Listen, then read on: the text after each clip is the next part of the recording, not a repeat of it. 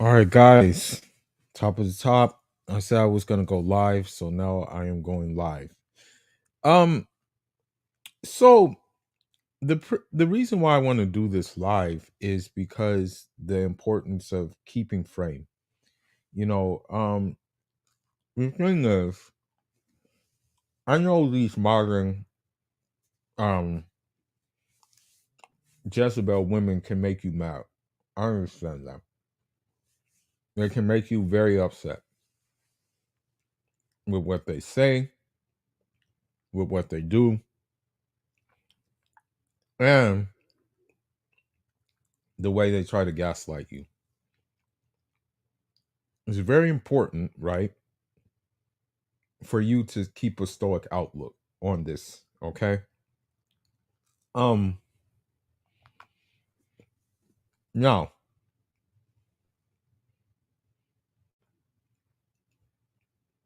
sometimes this keeping frame is an acquired trait, but depending on your background, for me personally, it wasn't really acquired. It was handed down to me from my father, you know. Um it's part of the Fulani code of conduct is actually, I want to say it is actually keeping frame. That's part of the thing, right?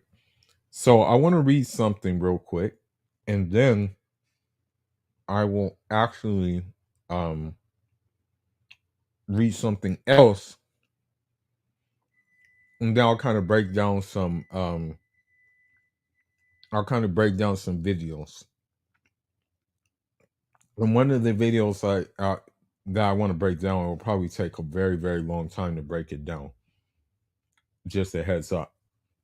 But I will be right back.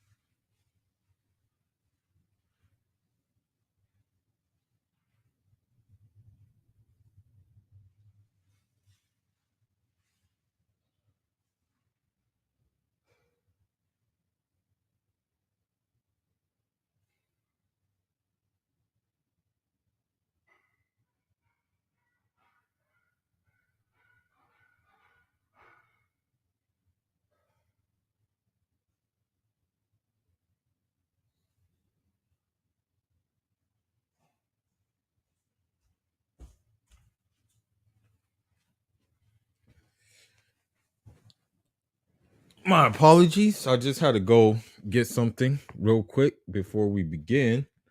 So I want to read something that stood out to me when I was looking through my readings about keeping frame.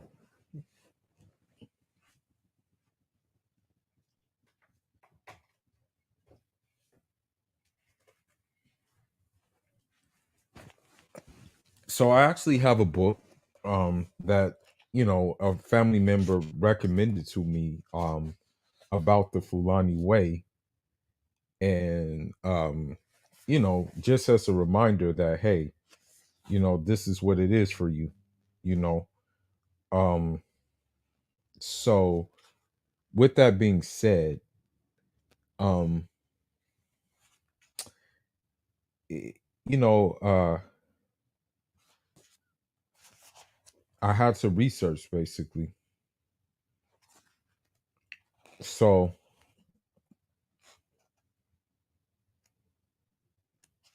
let me see.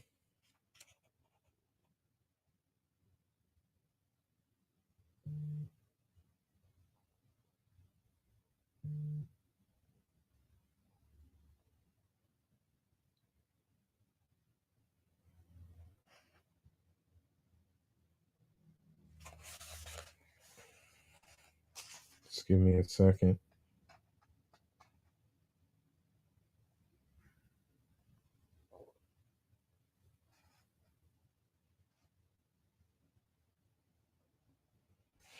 I want to read something real quick before I go on to the point. This was actually handed down to me. A man lived in the time of Muhammad alayhi salatu salam, a very poor man. Every day he walked miles looking for firewood to sell so that he could buy millet to eat. Every day he brought back a bundle of wood. He could not rest even one day, or he would not eat. He talked to Muhammad alayhi salatu salam of his suffering, and the Prophet told him to take another wife. He protested, I can hardly manage to feed myself and my one wife. How will I ever feed two? The Prophet alayhi salatu salam said, Marry. Now they were three. Every day he went into the bush to get a bundle of wood to sell to buy millet so they can eat, and it sufficed as it had before when there were only two. Nothing has changed. He returned to Muhammad alayhi salatu salam saying, You see, now I have two wives, and I have another neither nor or less, as it is before. The Prophet alayhi salatu salam told him to take another wife. The man protested, I can barely feed three of us. How can I possibly marry another one? But the Prophet only said, Take another wife and your life will improve. He did so and found once again that his wood gathering brought just enough millet to feed them. He was neither better nor worse off than before, but he still never had a day off from work. He returned to Muhammad, telling him, um,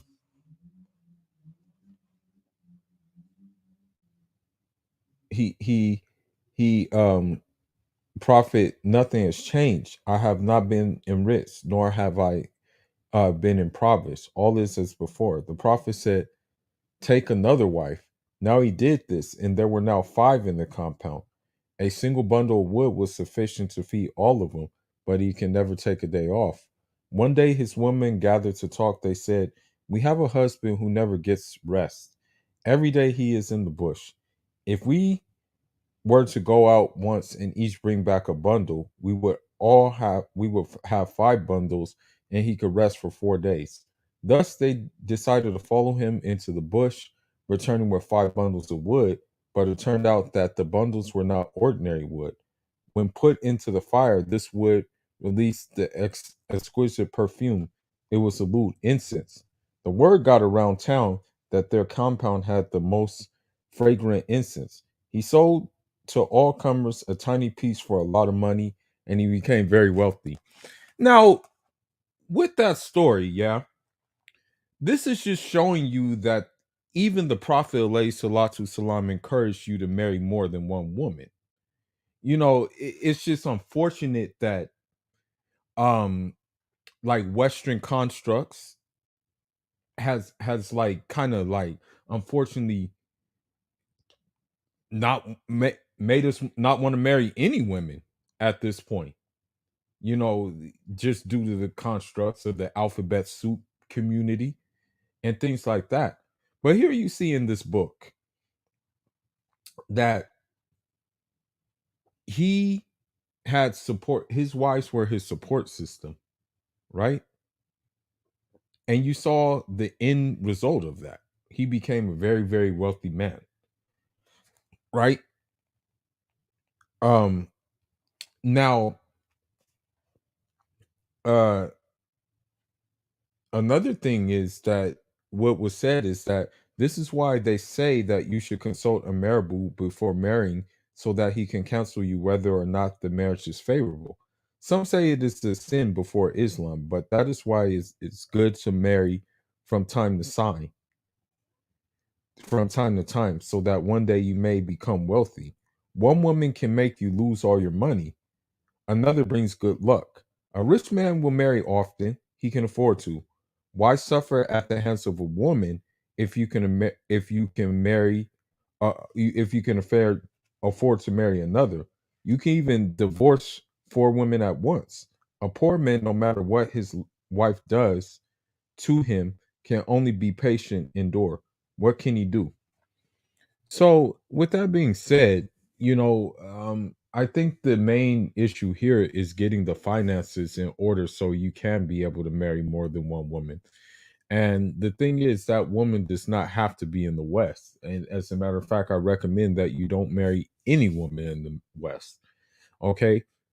My goal, Allah permit, is that I want to, of course, marry an African woman who's from my tribe and then just marry another woman, marry a different type of woman, right? So, the thing is that like a favorable marriage will be harmonious. That's the most important thing. And it will be long lived and will bring good fortune, you know.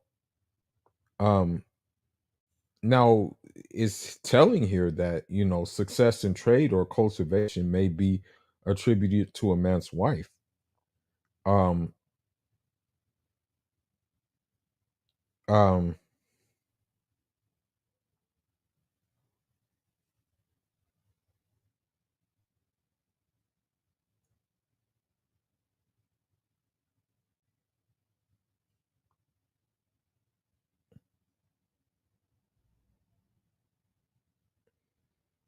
so yeah, yeah, so that's what we can say. Now, um let's see here. This is actually a good book, man. I've been sleeping on this book actually.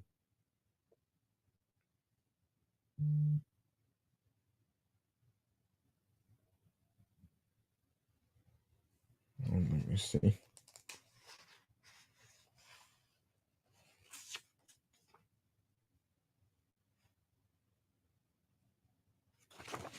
Just give me a minute. I'm just looking through some things.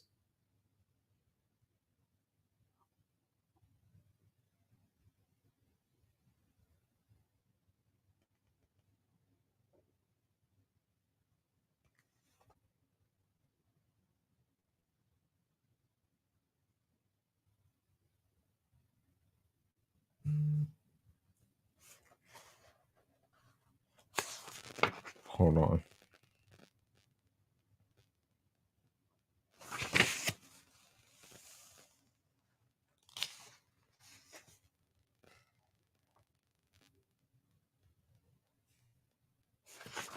Okay. Let me see.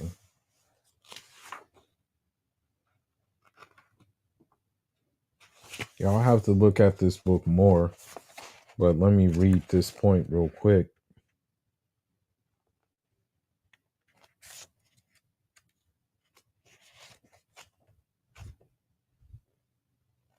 Okay, let me see. I need to find it.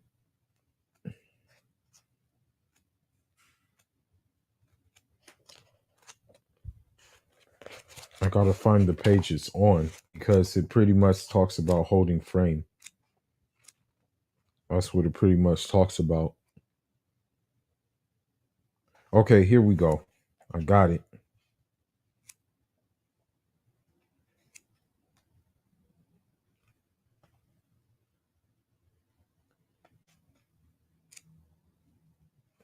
So our code is called Pulaku.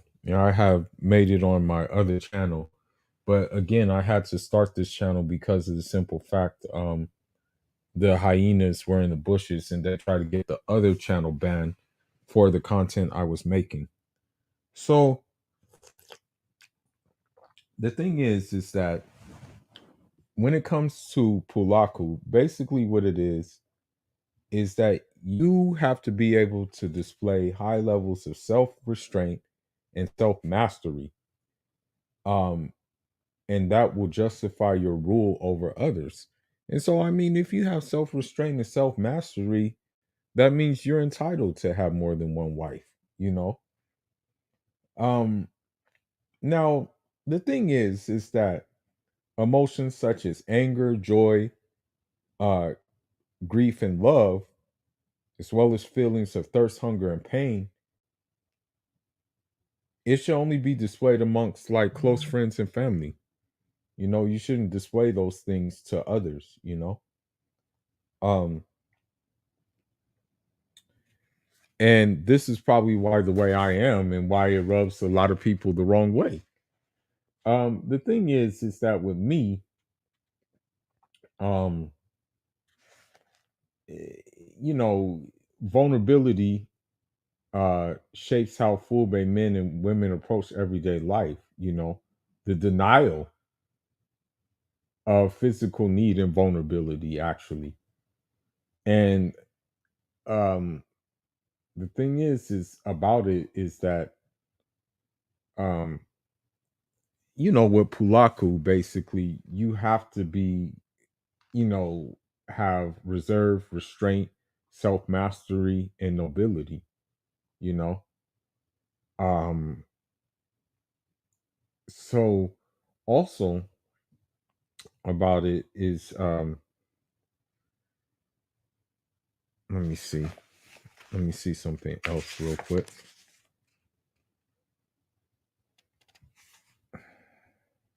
Okay, let me see. I want to see something.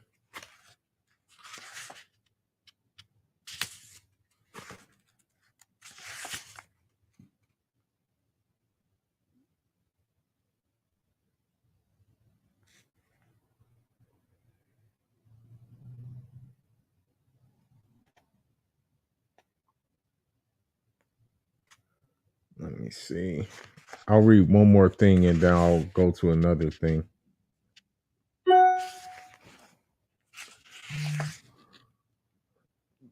I should have had the pages. Okay, here we go. Here we go. Here we go. So, you know, and this is another telling thing. And this is why, unfortunately, the chimpanzee epidemic is so crazy right now.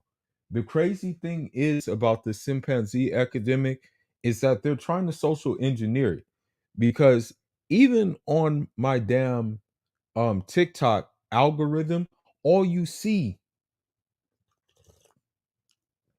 is these chimpanzee men just trying to, like, oh my god, win a female audience. Is sad. And I don't know why I keep on seeing this on my damn algorithm. It's getting annoying at this point. I'm like, bro, like, why am I seeing this all the time? Okay. It's very, very, very annoying. I'm telling you, I see it too much on the algorithm. Okay. I see it way too much on the damn algorithm. You just see these chimpanzees. Hold on, let me see. I'll even let you hear one right now. I'll even let you hear one. I'll let you hear one. And the thing is about these chimpanzees is what they're not taking into account is the type of dudes that these women choose. Take care of her. Okay, hold on. Listen to this. She's already take care of her. She's already been through the worst for love. She's already been with an asshole who didn't know how to value her. Take care of her. Because since that last heartbreak, she hasn't been the same. She doesn't even have faith in that smile of hers anymore. And that beautiful smile of hers.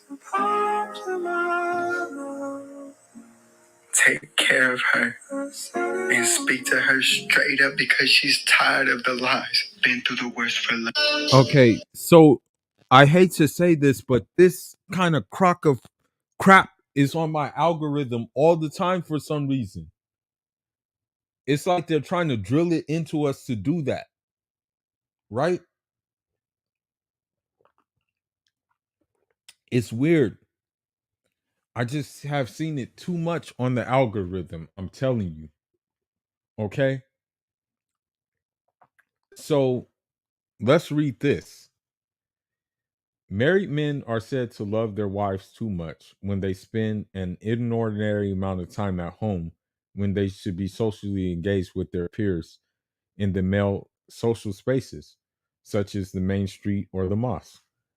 Women who love their husbands too much may be excessively jealous of co wives and potential co wives. Generally, people in love tend to flout the rules of availability to peers and difference to elders. The obsession is compared to the obsession is compared to madness caused by spirit possession. To engage fully in a feeling, be it grief, pain, anger, happiness, is an obscene thing. It is possession. It is a loss of reason or sense of therefore madness in this way. Fulbe thinking resembles medieval Islamic medical thought on passion, love, or ish. The medieval Islamic scholar and philosopher Ibn al Jawzi condemns ish. It exceeds the limit of mere inclination in normal. Love by possession, the reason and causes its victim to act unwisely. It is blameworthy and ought to be avoided by the prudent. It is uh, medical textbooks and uh, use passionate love to illustrate the relationship between psychic and bodily ailments. Human interest in the subject was such that the love sickness also became a favorite topic of popular writers. The story of Case and Leela, their ill-fated love became classic in Islamic literature, like Romeo and Juliet in Europe. Both stories tell of star-crossed lovers, but the Islamic tale paints Case as Majnun, a madman. The customary view is that madness was a consequence of his ardent love. In the same way, the contemporary Fulbi person who loses his or her hakilo or social sense to an overpowering emotion will act unwisely. Any emotion, when taken up obsessively, makes a person unavailable to peers, less than fully respectful of elders, contemptuous of convention, and forgetful of death and God. If there is death, there is if there is death, there is no pleasure. That is, there is no total pleasure, no passion that is allowed to possess the personality. The literature on love, madness makes clear there is a resonance between Islamic notions of temperance and emotional, specifically Fulbe notions of personhood. Love madness in medieval Islam reveals a stance towards emotions that is consistent with Fulbe views. In summary, Fulbe discourse about their relation to the community in the language of posture, gesture, and ceremonial greeting continually reiterates the healthy individual's availability to fellow villagers, his or her respect for the power of others. The individual affirms both egalitarian and hierarchical social order in his or her everyday bodily discourse. So, what you know, what needs to be said, and I mean, I'm talking as a Fulani man. But I mean, those who want to take these lessons, since some of those lessons came from medieval Islamic thought, take the lessons, right? Don't be like these dudes on the TikTok having crazy emotions. I guarantee you that if I pull up a TikTok right now, it will have a simp saying something very ridiculous. Okay. Let me see. Okay. Another thing. Here you go. Another simp. She's okay waking up alone until a man proves he's actually worth giving up half her bed for. Simp number one. I don't know why this is on my damn algorithm right now. I think TikTok is trying to sabotage me. Uh and okay. My lord, send me a good woman. Tinder and Bumble is not working. Okay, that's not too simpish.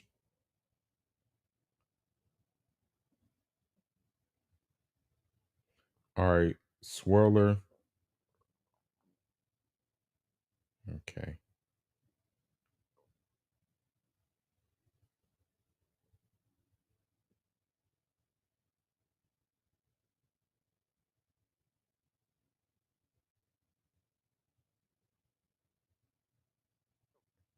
I'm simply in competition with myself. This 2023 flex will be personal. And I'm pretty sure that 2023 flex does not include the gym with her fat ass. But that's beside the point. Let's continue on. But what I'm saying is because the thing is, because these men are so emotionally imbalanced and they don't have, what I have, alhamdulillah.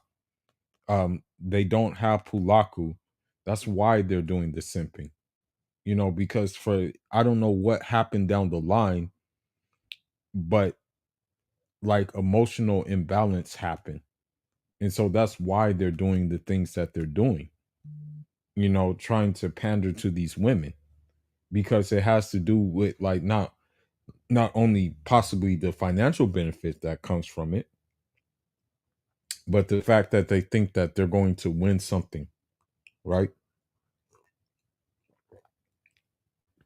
That's another factor when it comes to the chimpanzees. Now, I want to read something real quick. Just give me a second. I want to read something else real quick before we get started, before I go into these videos to show you the importance of like keeping frame. Let me see. Let me see. Mm,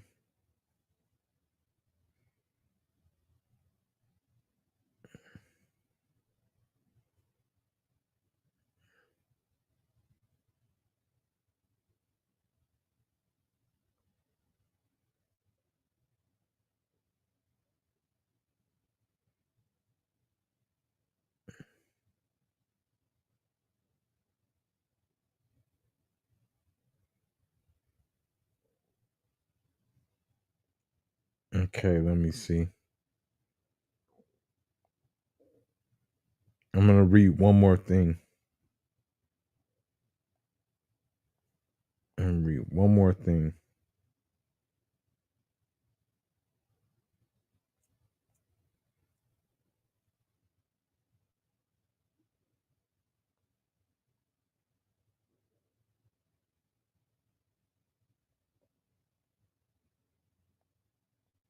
All right. Let's see. Okay.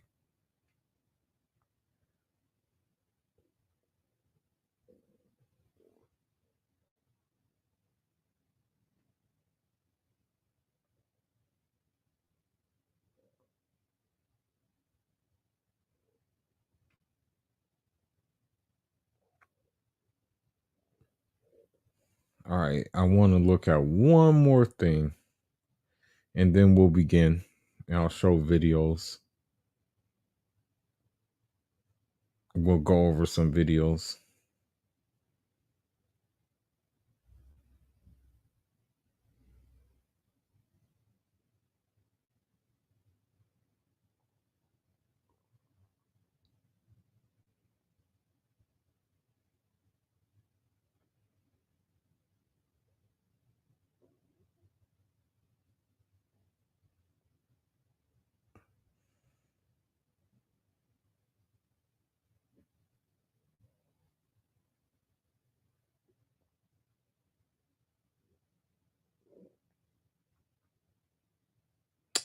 Man, I can't find it.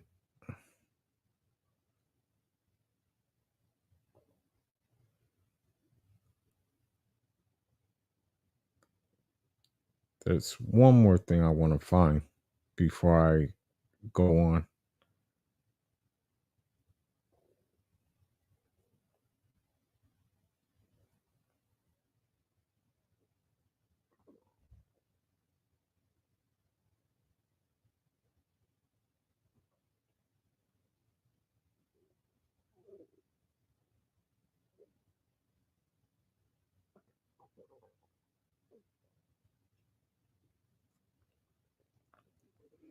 It goes on to the point that I was making.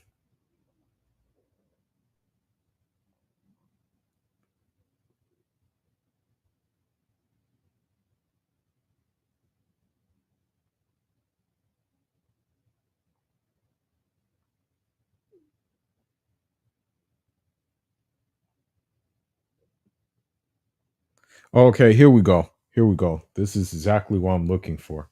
Okay, so I do research on different people. I don't just like concern myself with just African people.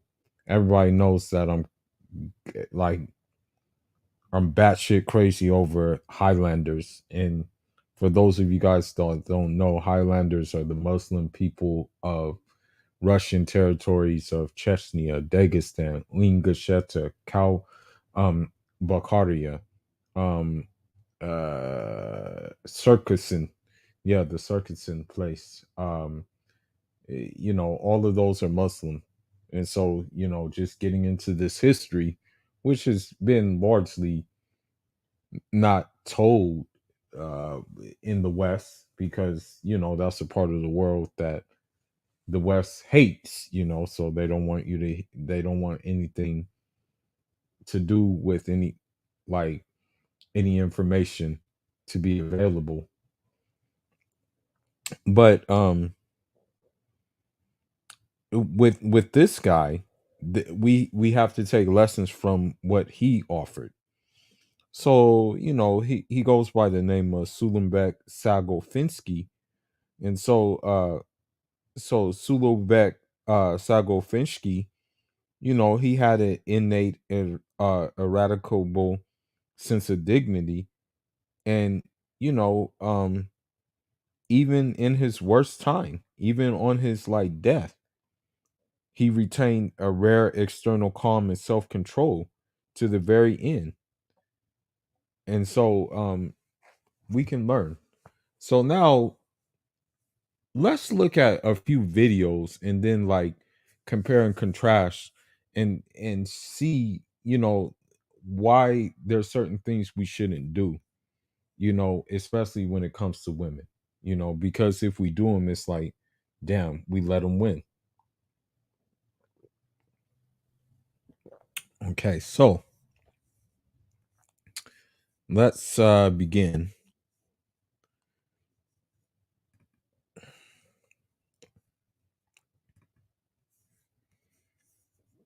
Okay. Okay, so this clip, I don't want them to take it, but um this this guy, I don't know, like I get the whole alpha male thing, but I'm not into the me personally, I'm not really into the whole alpha male thing, because the reason why I'm not into it is because most of the people I look at, they were I haven't met one alpha male that's quiet. Put it that way. I haven't There's not one alpha male that I met who knows like just how to be quiet and just knows how to hold frame. They're loud and obnoxious, pretty much. For the most part, they're loud and like to be seen. Whereas, like, I'm the opposite. I don't like to be seen. I like to get things done, though. But let me see. No jumper, blue diamond. I think that's her name, Blue Diamond. Okay, here we go. Yeah, this is the one. Yeah, Blue Jasmine. Blue Jasmine. Yep. Here we go.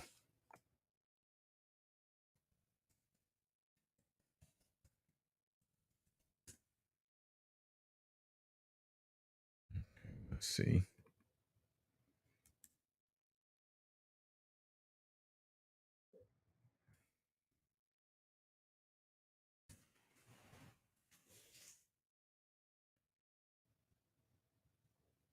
Okay. So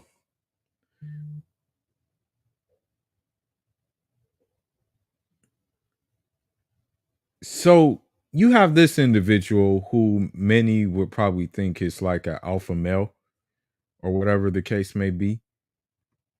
Um he did not keep frame at all. There was no he didn't keep frame. But let's go ahead and look. Hey, do you ever walk into a room and completely forget why you're there? Yeah, totally. Can we just dive into that interview already? Well, it's like kinda, slowly. I agree. It's like important and at where she's at right now. a thing. You tall as hell, or bitch, and she just sitting there calm. She like, yeah. But that's how black people do. But Okay, let me see. Okay, here we go. Okay, here we go. Here we go. Hey, they still going at it. Hey, teach her a little bit of game, no more. You feel me? Hey, no, I know real stomp downs, baby. Even the ones that you look up to. The ones that you look up to, baby. The ones that you look up to, mama. You act like a girl. You act like a girl. You ain't saying nothing. You act like a girl. Let's be honest. I don't know. Let's be honest. Dropping soon. I don't be wanting to even talk to you like that. That shit weird. That's why I be saying exactly. That shit weird. I'm just giving you game. But you're not saying nothing. You just don't know how to take it in, baby. You're full of bullshit already. You gotta sit there and regurgitate that shit. So you see, like, the thing is, you shouldn't even like argue with these women, okay? Like, God, created men and women to be, complement one another. But because the Western woman has decided that she didn't want the role that God created her for, the relations of the genders is not the greatest, but at the same time, you shouldn't really entertain this foolishness. Now let's look at this again. And it seems like he gets at it with a lot of he gets at it with a lot of people, it looks like, you know.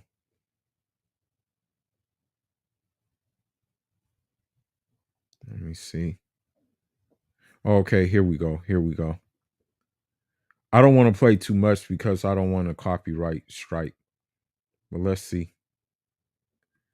Okay, so let's hit listen.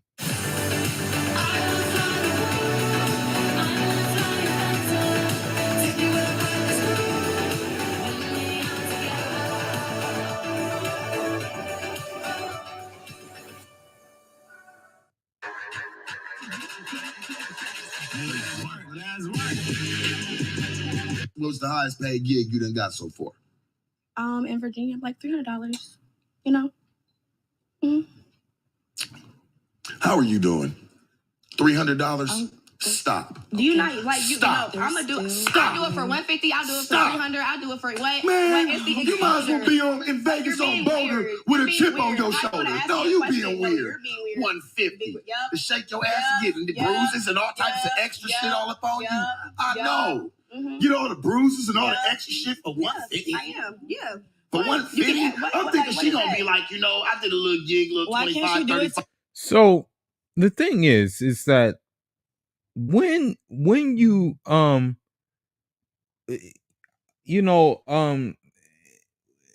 I hate tattoos too. I hate tattoos as well. As a matter of fact, I would never go near a woman who has tattoos. Okay. henna tattoos, that's a different story. That's a different story. Henna is a different story. You know, that's traditional, different speed. In terms of the Fulani terms of things, you know, our Fulani women, they have lip tattoos. I'm not gonna even cap. I would marry one, you know, even with those lip tattoos. You know, if she knows the religion, no problem. Keep the lip tattoo. I don't care. It's attractive. Now, the thing is, the way he reacted, even if she made that little money, he shouldn't have like flipped out like that, man. He should have just been like, oh, okay. Okay. And just left it at that. But let's continue. $500 Exactly. Well, I thought That's she was like you're doing it being for a smart. purpose. She At the wants end to of the get day, on. I came up here to She be a wants to video get vixen. So, on. Megan Thee Stallion, I can shake my ass. Hit me, like, if you need a girl, let me know. Like, what? That's what we're here for. Well, At at the end least, of the day, what is man, anybody really at in least this you fucking know place for? you gonna Like, get what's cheap the- labor what, out what this do you think Blue Girls motherfucker. Club is? Like, what do you You think gonna it get is? cheap, What do you think obviously it is? cheap labor. Use a motherfucking Cheap labor. Like, It's obviously that's some weird. cheap labor going on around that motherfucker, man. Because you over here talking about going and doing something for $300. Yeah, hell yeah. Yeah, You I didn't even did. fly for 300. I did. You didn't even fly for 300. I Up did. your game. That's why I I told did. you, get I you an did. agent I because you're did. planning. I You're did. selling yourself I did. short. I'm not. Never mind. I'm not. I'm Like not. a fucking I child. don't care. You like 7, 8, 9 years Oh, old, that's ain't cool. you? Aren't you? That's your opinion. I don't give a fuck. That's a fucking I fact. don't care. So, you know, like, you don't even have to talk like that. Like, I'm just saying, like, you may think like that's what she is, but at the same time, you can just say, okay, well, you know, you can just say something like, yo, you're playing yourself. But this guy is just like having an outcry, an outrage, you know, and it's just like, bro, you don't have to do that shit. I'm just saying, bro. Okay, let's continue. That's a fact. Opinion. Nastiness. Just nastiness. Your attitude nasty. Your I attitude's seen nasty. it, but I seen that shit in your Your face. attitude's I was just nasty. trying to give you some game. You was the one already trying to pop that little bullshit earlier. Okay, I'm over it. This Right or is- this is wrong? boring. But right the fuck or wrong. Wasn't you? You was Can we like, I don't continue get what with you're your saying. podcast? You're Can like, we I don't get what you're continue with your podcast? saying. Can we continue your Hella show? This is quick not with my hella show, little this is your show. snide. This is not my show. this Bitch, is take your show. that shit to the Can you snooty go? fox. Can you go? Take Can you that go? shit up to the snooty fox. We I don't don't even want it. So the thing is like, and this is the thing is that like they would consider themselves like alpha males and stuff like that. They would actually have that title and things like that. They would actually have that, you know, that kind of thing. And it's like, why would you like, you know, why would you like have an outcry over what that woman is doing with her life unless it affected you? You know what I mean? Like, that's the thing. Like, if it doesn't affect you, then what, you know, what's the problem? Yeah, he's just barking. You know, I don't get it. Want it around here. I don't even like. Heard they got the little My channels God. through there, 1 I'm through just 50. like- Shut up. I'm Shut Leo. Hi, I'm Leo. Leo. Leo. Listen to me. What really brought you to Blueface Club? To What have a brought you? good time. I wanted to have fun. You just want to have a good I time. want to have a good time. I was locked up. I went from locked up to having a baby. Mm. Now I feel like I'm living my life. So you see what you have to choose from when it comes to these like women. Believe it or not, like, I know this sounds crazy, but a lot of women have done prison bids, man. Like, a lot of these women that you see on these podcasts and stuff like that, a lot of them have done prison bids because they were with the scammer or they were trying to scam or they were doing something like that, you know? I'm gonna be honest with you. I'm gonna be completely honest with you. Like, that's what they do, you know? I think one on Fresh and Fit, she did a bid, and I think she's a single mother as well. This is the first time I get to live, and I'm living. I was already in designers promo videos, so I think I'm already doing good for myself. Yeah. I'm getting the exposure I came here for. Yeah. What have you gained so far from it? I mean, I gained that's not knowledge. even disrespect. No, that's I not being gained knowledge. disrespectful. I gained knowledge. Like deadass, I gained a lot of knowledge. Yeah. I am a psychopath. Yeah. And I need to calm the fuck down. So anytime a woman tells you that she's a psychopath, take her word from it for it and run the other way.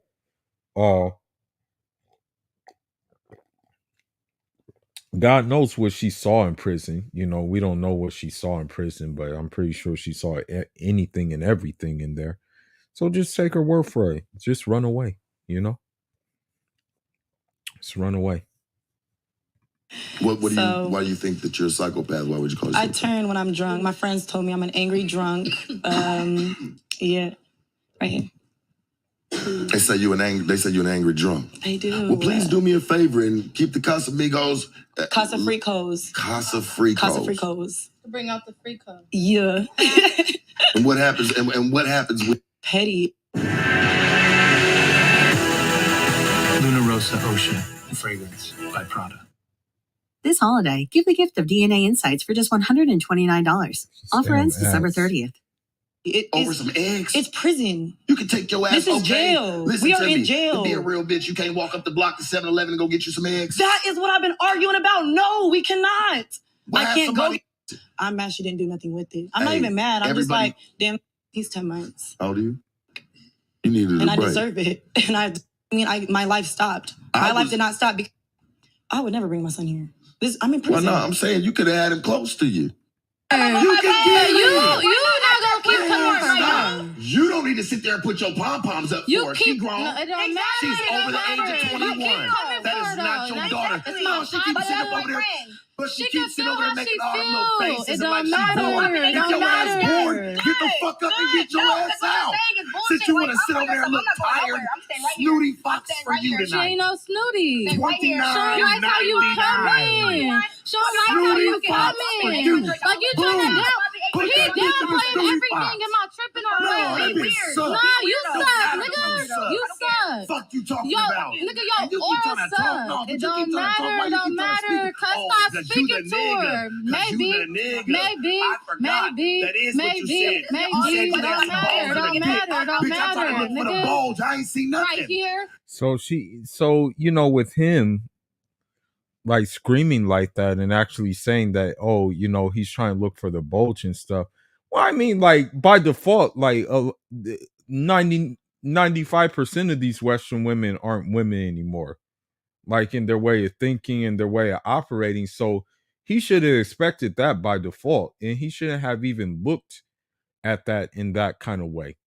You know, he shouldn't even he shouldn't have even looked at that, you know.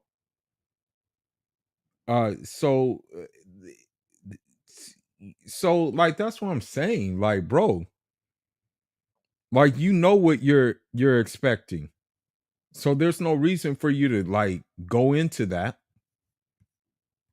There's Believe no me, balls. right here. What you fucking right her with? Your feelings? It don't matter. What I'm What you fucking a fucking her bitch with? with. Your What you feelings? fucking your bitch with, nigga. Bitch, I long don't and ask that. strong, I don't bitch. ask that. Long and I don't strong. ask that. I ain't worried about Ooh, it. that's I ain't worried long, about it. strong I'm not the pole. bitch that's getting You know fucked, that so I shit that don't get give a real fuck. warm, you know? But quit coming That for warm her. shit, you know? Who said coming? She sit up over here with her face. It's her All the extra face. shit. It's her Man, she face. making them little, so I see in her face, that's why she was ready to already pop off. She knew. It don't matter. Stop playing. Why you tripping on her? Damn, Jermaine, why you tripping? Because I can. Because your main trip first. Damn, Jermaine. I don't know who that That's is. your bitch? I was No. born in 2000. You gotta come with some more That's your current bitch. shit. I ain't I'm gonna just saying lie. that's your bitch because you game These goofy both as of my fuck. bitches. You game You goofy game as goofy, fuck. nigga. You keep now telling you- all now three you're of us part of the we game, game huh? goofy. How? What? I just said it. But you're game goofy. I just said Oh it. well, How? Tell me where I'm game goofy at, how's baby. we game goofy? Tell In me what how. way? Because In what you're here way? for fucking In what no way? reason, you It don't dumb-dumb. matter. How do you Dumb-dumb. know?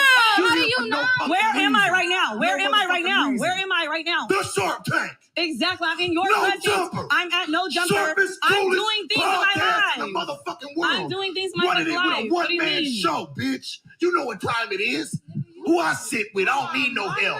I don't need no motherfucking help. I don't need no mother. I know, Jermaine, you be ready to I scrap. don't give a fuck. I know about you be your ready man. to fight, don't you? I don't know. Stop playing with me. I don't But you acting like you's a nigga. But you acting like you's a man. You told me this before the cameras came on. Okay, well, Duh, bro.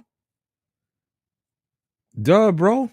Like, I mean, like, I hate to say it, but you already know Western women are manly. Okay, I mean, you should know this. Like, instead of saying you're acting like a man, like all of them are programmed to be men at this point in time. I can open up my TikTok and see that. So I don't know what the problem is. You know what you're getting with them. So I don't know why you're, bro. I really don't know why you're doing this. I do not know why you're doing this.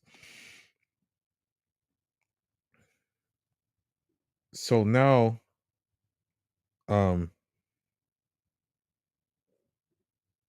let me see something. Let me see something. Okay. No, bitch, that's gonna come. You told me. It don't matter. It don't matter. You just told me. I'm a nigga. I am. I'm a real nigga. The real nigga. Because you I am. finger her It don't and tell her matter what she want to hear? Nigga, Shut it don't up. matter what I do. Just You like some- you tell man, your that's bitches some how you. bullshit. Just like you tell your bitch what she want to hear, nigga.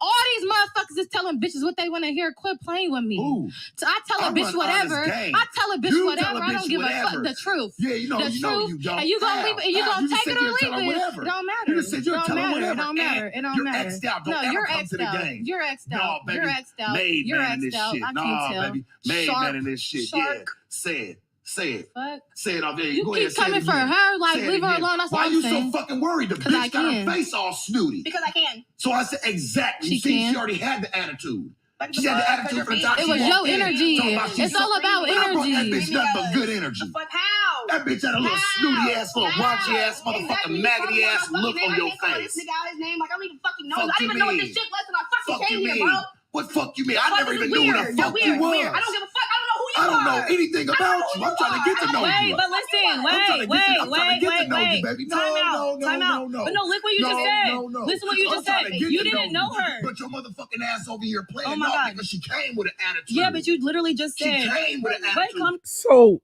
you know, if a woman comes with an attitude, bro, you just leave that woman alone, bro. Like, accepting the attitude or just trying to fight more is not going to solve anything. Okay? That's the whole thing. Like, it's just like, bro. I mean, I deal with women who have attitudes quite a bit. Be it, you know, going to the post office to send things, you know, or just dealing with women in general, just dealing with women if you're in daily life. A lot of these women are unhappy, bro. A lot of these women walk around mad, and like if you don't walk around mad, or if you walk around without like revealing anything, then they don't like that, you know. The thing is, you should never let a woman figure you out. That's the main thing. You should always have a facial expression and just like a way of carrying yourself when they can't figure you out, when they don't know what you're thinking. But let's continue. Stop trying to pick it apart. I'm not. Man, you stop trying to pick. This is what the show is about. We're having a conversation. Cool conversation. Exactly. We're having a conversation. We've had a I'm cool conversing with you. conversation. I'm butt me conversing in with you. for something that ain't about I'm not you. butting in. But you This butt is me a in. talk. No. We having a conversation Now on you four bitches of is us. victims? Me. What do Now you you's a mean? victim? I didn't say I was a victim. Now I you's a being victim? weird. Quay, you got him mad. Come on. You got him mad. No, baby, I'm just passionate. Then why? I'm just Listen, passionate, what I'm baby. you just just talking. passionate. You're just I'm talking. passionate. Now No, you're just passionate. talking. You done called us Passionate. I You didn't done like her disrespected motherfucking us face. from the utmost. Like, nigga, you don't Utmost to know me, what? nigga. Utmost You don't to know what? her. Then You bitch don't said, know get her. up. What You you don't know talking what about? none of these bitches What is you about, talking about? nigga. What you talking about? What is you Keep talking talking to me about? like I'm What some is you motherfucking talking nigga. about? What What's is you up gonna with do, you? shark? What's up with Like, you? we on a whole No, podcast. you I'm keep talking confused, like though. you a nigga, though. So what you wanna You keep talking do? like you's a nigga, though. Time out. What you wanna But you keep talking to me like you's a nigga, though. And you see how he acting? Nigga, You're you keep weird. talking That like nigga's you's a weird. nigga, though. That nigga's weird. This nigga's weird. This nigga's weird. This nigga's strange. So that dude he let those women get to him so much that he walked off his own show. But yet, this is what people like. This is the entertainment that people choose in this goofy world we live in. But now let's see the opposite. Many people would agree that, hey, these people are backwards people that I'm about to show you. These people are, these people are quote unquote terrorists in the light thereof, which is the farthest thing from the truth. But let's go ahead and look and see what's really happening.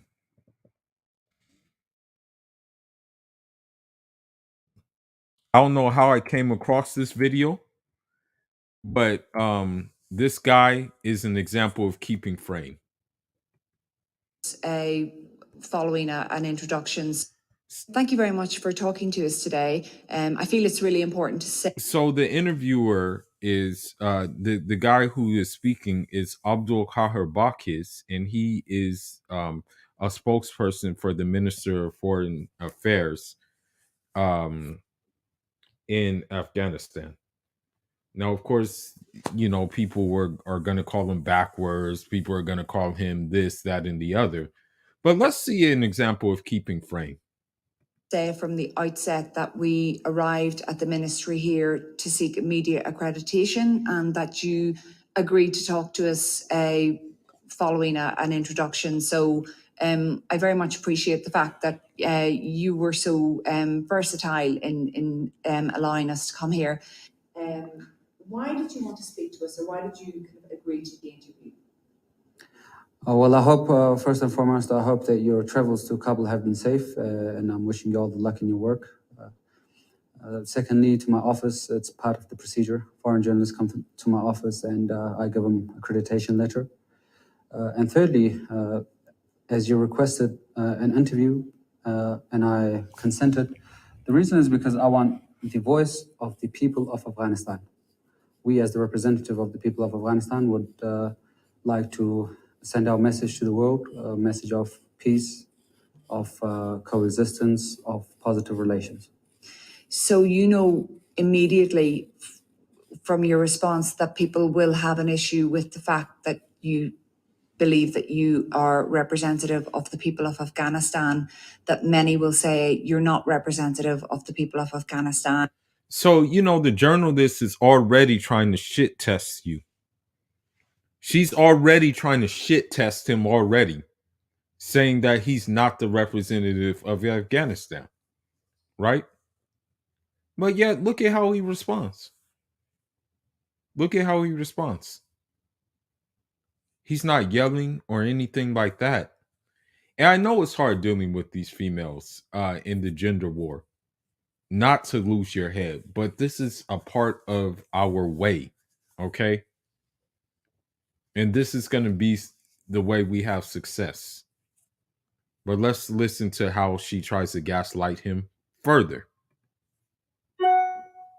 That you took control of the country through violence, and that you have essentially taken the voice of the people, and that many people are unhappy. How would you respond to that? The part about violence and the reason for violence is because our country was occupied, it was invaded by foreign forces who tried to colonize us intellectually and physically, change our culture and our heritage. It was the people of Afghanistan that revolted violently against the aggression and brutality that was imposed upon our people. So it was not something strictly related to us, the government.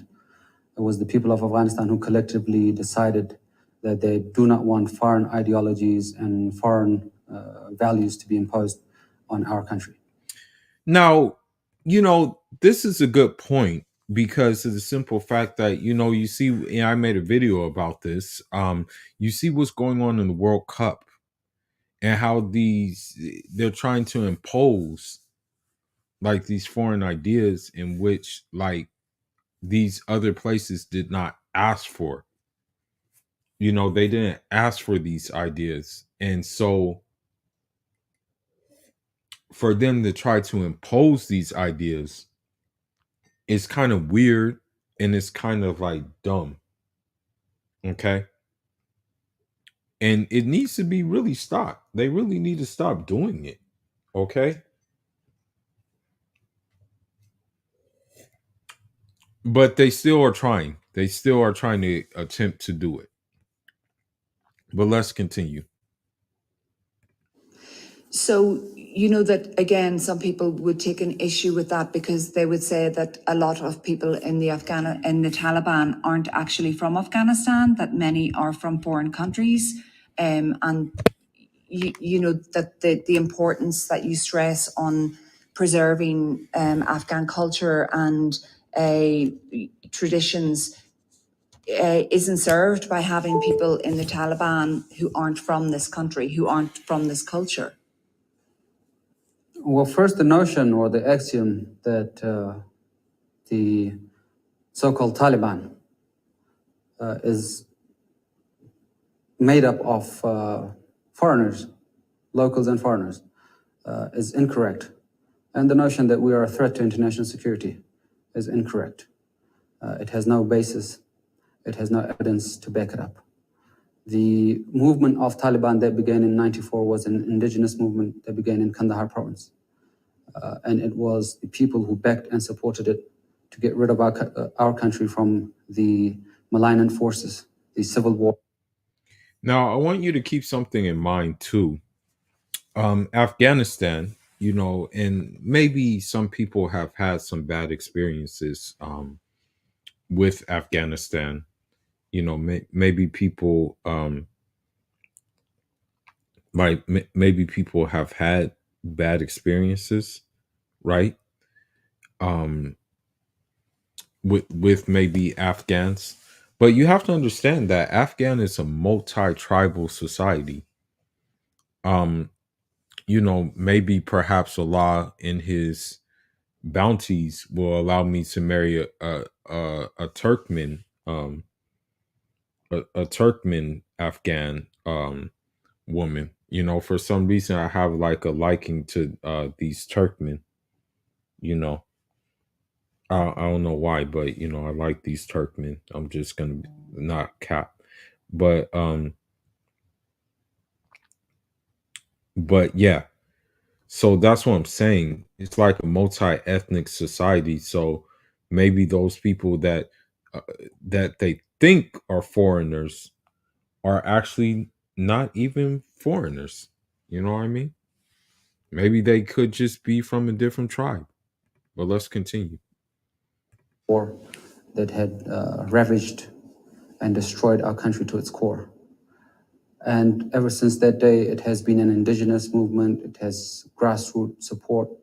It is actually the people of Afghanistan, those that are neglected and those who do not have the same opportunity to appear on the media and have their voices heard. It is those people and it is that country that we represent. When you talk about the people of Afghanistan, a lot of people here suffered through the violence that, for whatever reason, and whoever was responsible, they lost their lives, their families, their relatives were killed, their children were maimed.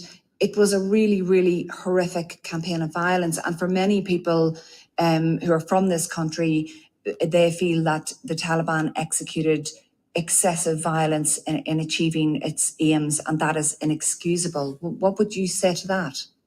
I think excessive violence was used by those who had access to excessive accessories of violence. We did not have jets. We did not have B-52 bombers. We did not have cruise missiles. We did not have the mother of all bombs. We did not have tanks, ABCs, or weapons of mass destruction, of chemical weapons.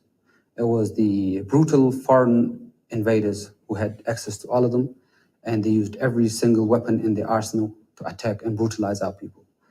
So the notion that we used excess violence is absolutely incorrect. It has no basis. There's no evidence to back it up. So, he's absolutely right.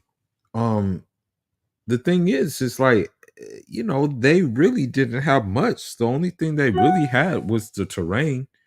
And then what would happen is they would capture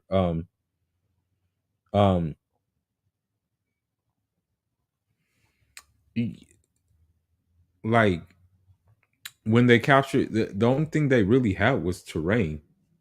That's really the only thing they had. Walaikum salam rahmatullah. So, the thing is, though, however, this gentleman is just being calm, composed. And the woman who's interviewing him is this hardcore feminist, as we will soon find out. As we will soon find out, you'll understand that she is a hardcore feminist. But let's continue. We did what we had to do with the means that we had. And to gain our liberation, to liberate ourselves, we were prepared and we will remain ready, stand ready to use every means necessary to achieve and maintain our sovereignty and our right to freedom and liberty. So to that point, I think there were recent peace negotiations in Norway, and a delegation from the Taliban travelled to the talks, and a group of Afghan women living in Norway criticised the fact that the Taliban were involved. This delegation from the Taliban was involved in the talks because they felt they shouldn't be recognised for the traumas and the violence that had been executed on the Afghan population. So that's a view from people who lived here, who are from here.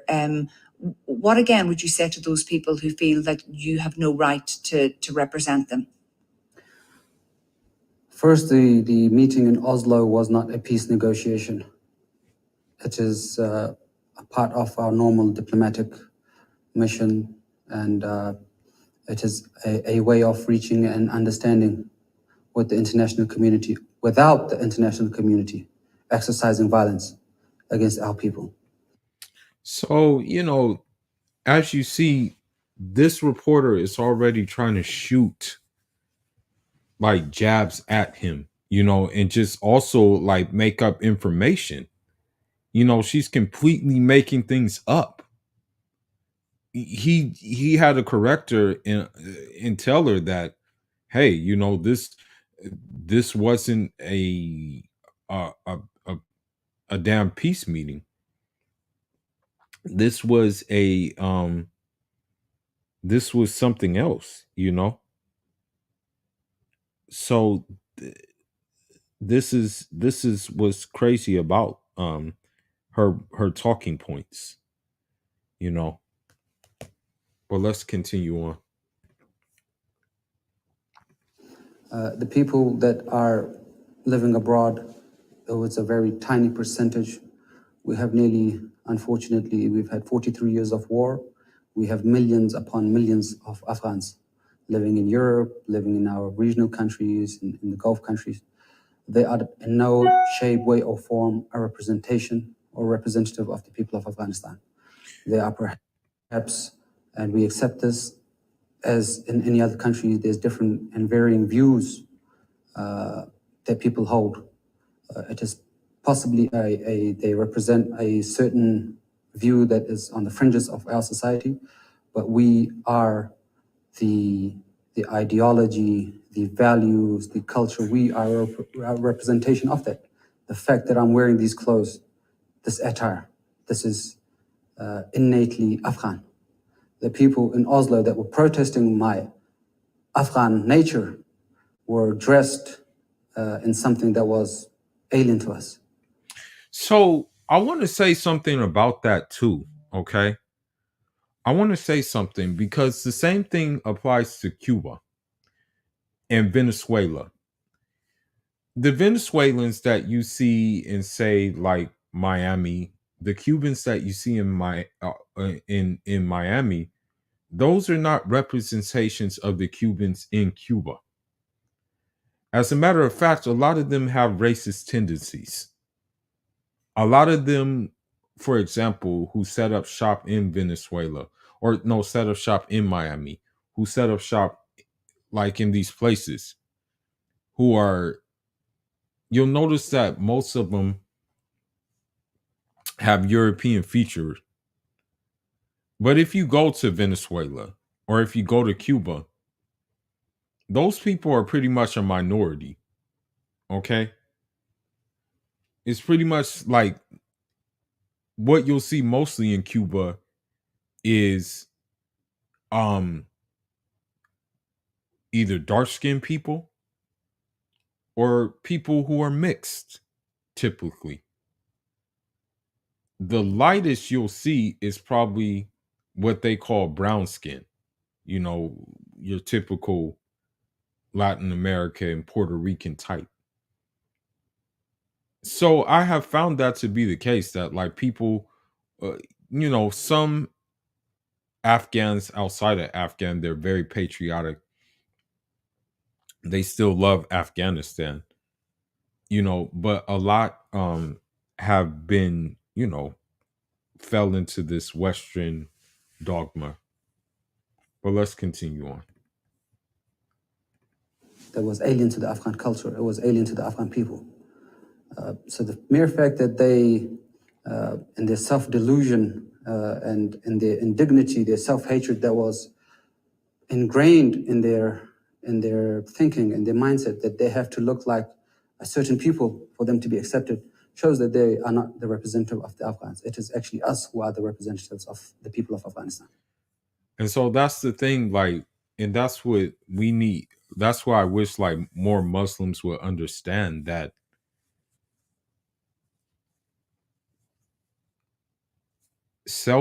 like having acceptance from these goofballs and having acceptance from these women shouldn't be your number one priority at all. Because they're not going to accept you. If you simp, they're not going to accept you. That's the bottom line. So all the simping you do is not going to really, you know, pay off. Okay? So don't do it. Don't do it.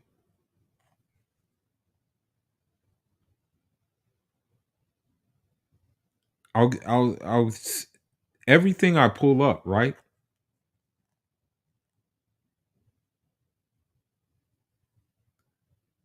I'm going to pull something up right now.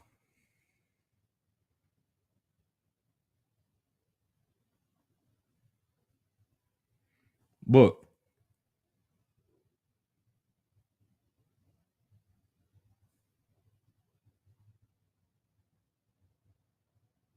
So you have these zesty ass men.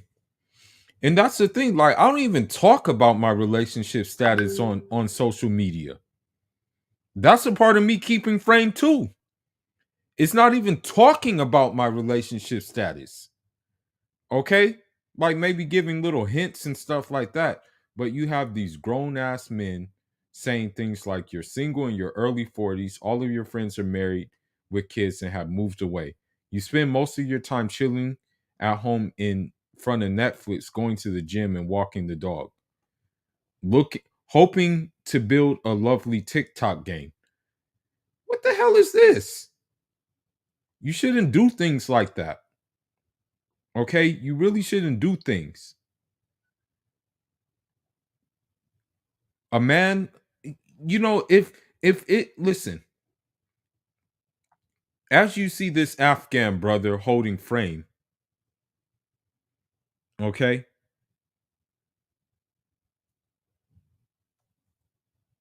You have to do the same thing. Under any circumstances. Here's a man who was in war for 43 years. Does it look like he's been in war for 43 years? No. You wouldn't even be able to tell that he did war for 43 years because of his stoic demeanor. And you know what? I'm going to pray to Allah that I even have an even more stoic demeanor than I have already.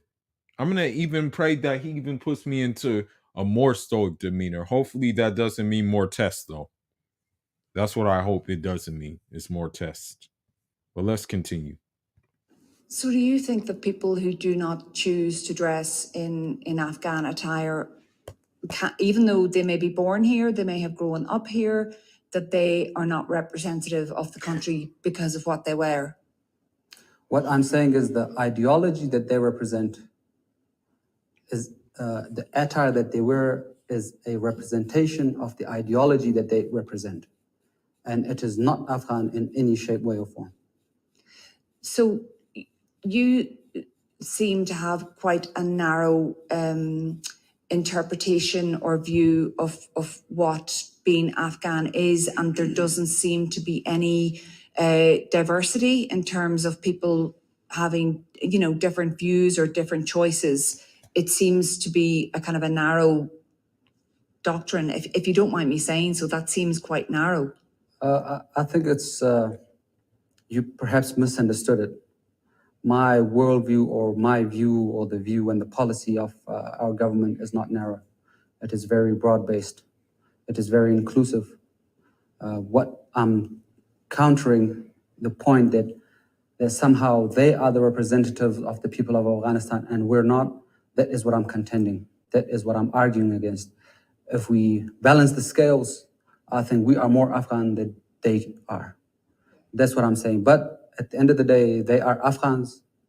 They have a right to claim to Afghanistan. They have a right to live in Afghanistan. They have a right to help in its development, to contribute.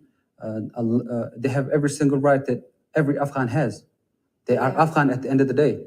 But the notion that they represent Afghanistan and we don't, that is what I'm contending. Do they have a right to speak out against the Taliban? Do they have a right to say this is wrong, we don't agree with this? Of course, of course. All Afghans have right to freedom of expression, the right to freedom of speech. So some of those people, I don't know. I mean, the thing is about this woman is like, if there wasn't freedom of speech, then why would she be there? You know, like, because she's already tried to gaslight this man. Like, I don't know if she realizes that she's been trying to gaslight him. I don't know if she like understands her subtle little gaslighting tactics, but it's been a couple of times where she's already tried to like say certain things that were not necessarily true about the whole situation. But let's continue on. I don't know in depthly, but some of those people at fled Afghanistan recently in August. You know, up until very recently, they lived here, and you know, they would have been part of this culture very in depthly, but they fled because of the I don't know your views on takeover, or you know, it was referred to as the Taliban takeover, but you sort of reasserted control across the country, and they fled. What do you look? I'm interested in your views in terms of last August. The world saw pictures from Kabul airport of hundreds of people trying to flee. You know, people running alongside planes. Some people died because they hid tried to travel in the plane undercarriage. People handing their babies over walls. What did you feel whenever you saw your own people having that terrified reaction to the fact that the Taliban was going to take control? From my point of view, it was not so much of them being terrified of the Taliban, whatever that is. I don't know what a Taliban is, but it wasn't the fact that they were terrified of us. It was more the United States and the Hollywood image it has built up for itself. You can park that airplane in India. You can park it in Iran. You can park it in Uzbekistan, in Tajikistan, and make an announcement to the people that anyone who makes it to the airport will be getting a free ride to the United States or European countries. And that's a fact. That's a 100% fact, because here's the thing. If, for example, you were to offer it, if you decided that, let's hypothetically speak, if America or a European country said, we are offering a free boat ride and also residency to a country like Spain, to a country like Portugal, to a country like Italy, to a country like Great Britain, to one of these countries, that boat would be filled up to capacity. The boat probably wouldn't even be able to move because of the image of what's been presented. Okay? So with that being said, you have to understand something that, like, that, you know, of course people are going to like be drawn to what is shown and what America shows without knowing the real reality of America. You know, the image of America is now more the image is basically presented as something that it really isn't, you know, in real life, the actual reality of America. But let's continue while he shuts this woman down. We've only had a few thousand people rush to the airport, and the way they did it was very sad, just as you explained. But if you park that in any of these supposed third world countries, you will have millions of people flocking to the airport, trying to get out. And it's not because of another government coming to power. It's more of the economic situation. It's more economic migration.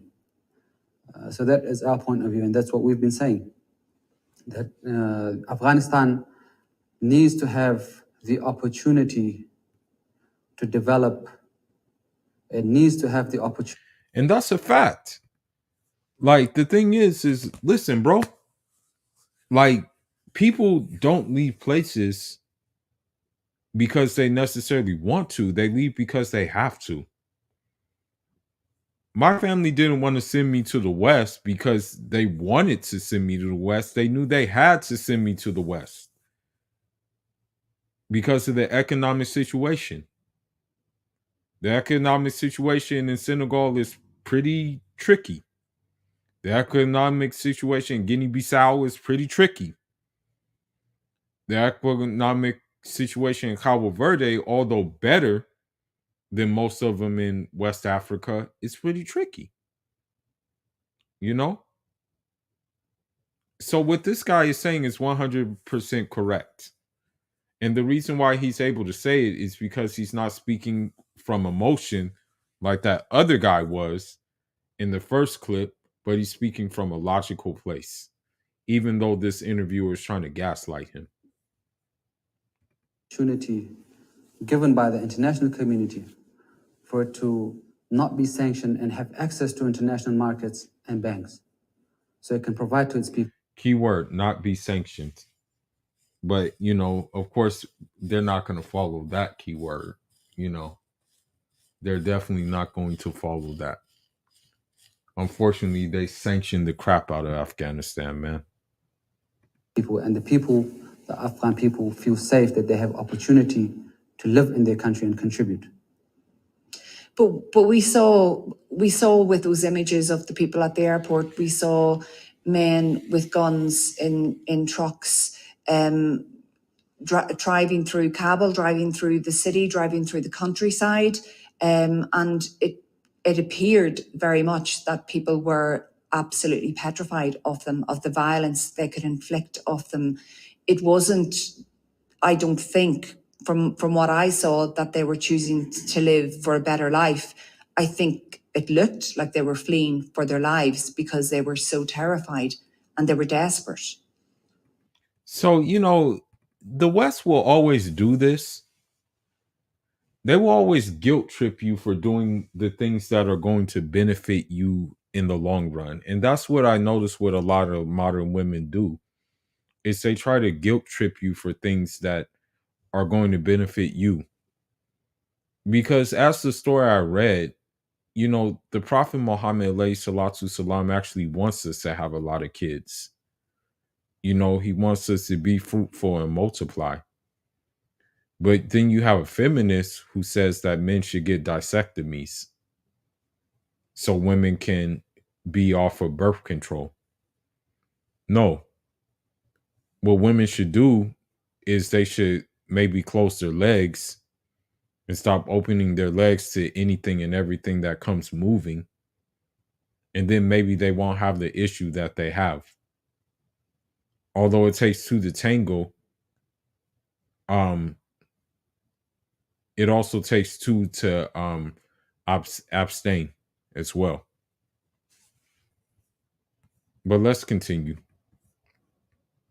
Well, again, the art of deception practiced by the Western media is, I think, to blame for what the perceptions you have received. And he's again right. I mean, this guy keeps on hitting the nail right on the head, basically. The Western media does practice deception. We already know that.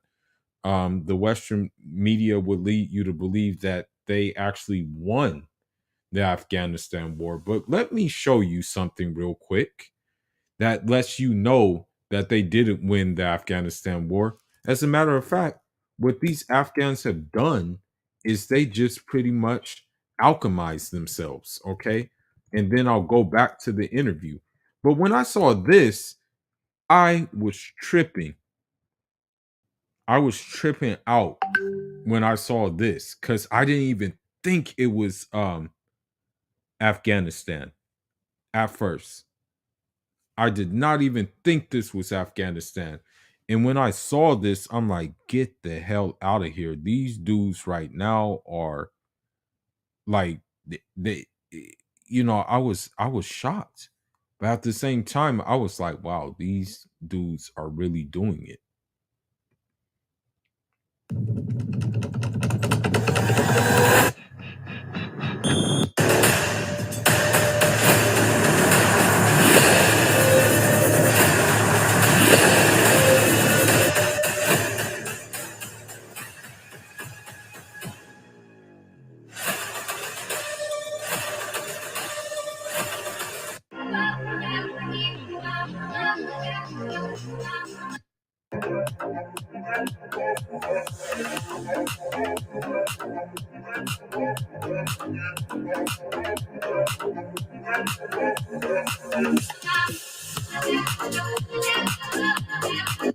Now I go to show you this clip because I'm telling you right now, give them 4 years or 3 years, that will be a functioning army. That will be a completely functioning army. And mind you, these were whatchamacallit? These were mountain men. But they got whatchamacallit, alchemized. They got alchemized to be a fully functional army. And thanks to the weapons that the United States left behind, they just pretty much took them and alchemized themselves. And this one, like Beta Simp Mangina, who fought in the Afghan war, he tried to tell me, like, oh, that United States was winning the war. No, you weren't winning the war. You were getting your salad tossed in that war. In the air, of course, we expected them to win. In the air, of course, United States is going to have superiority in the air. On the ground, forget about it. That dude is a corny ass veteran, and I'm gonna be honest, I have no respect for him. I definitely had no respect for that guy. But let's continue with the interview. If it was fear of guns, I think the United States had more guns and more gunpowder than we could ever have had. If it was about trucks, the United States had more APCs, armored personnel carriers, and other type of trucks, which were several times more terrifying than the simple trucks that were used by the indigenous fighters, the freedom fighters of Afghanistan. So again, it's not petrification of the Taliban. It is more an economic migration and opportunity presented itself to the poor people who naturally, because of the Hollywood image built up by the United States about the pastures being greener on the other side, is what drove the people to the airport. But that image of someone passing their child over the wall to a soldier, you don't give away your child because you think they'll have a better life in America. You are really desperate. I mean, I don't know if you have children. I have children. I would have to think I am putting them over this wall because they will have a better life, a chance to survive. I mean, that action, I think, is pretty clear. You know, this just validates my point even further. The person, however dishonorable and degrading the act was of giving a child to a foreign soldier, an occupier, however degrading that was, but it's an indication and it validates my point that it is for, as you pointed, or as you rightly said, better opportunities. It was not because his life was threatened by the Taliban that were coming. It's not that the Taliban were going to kill his child.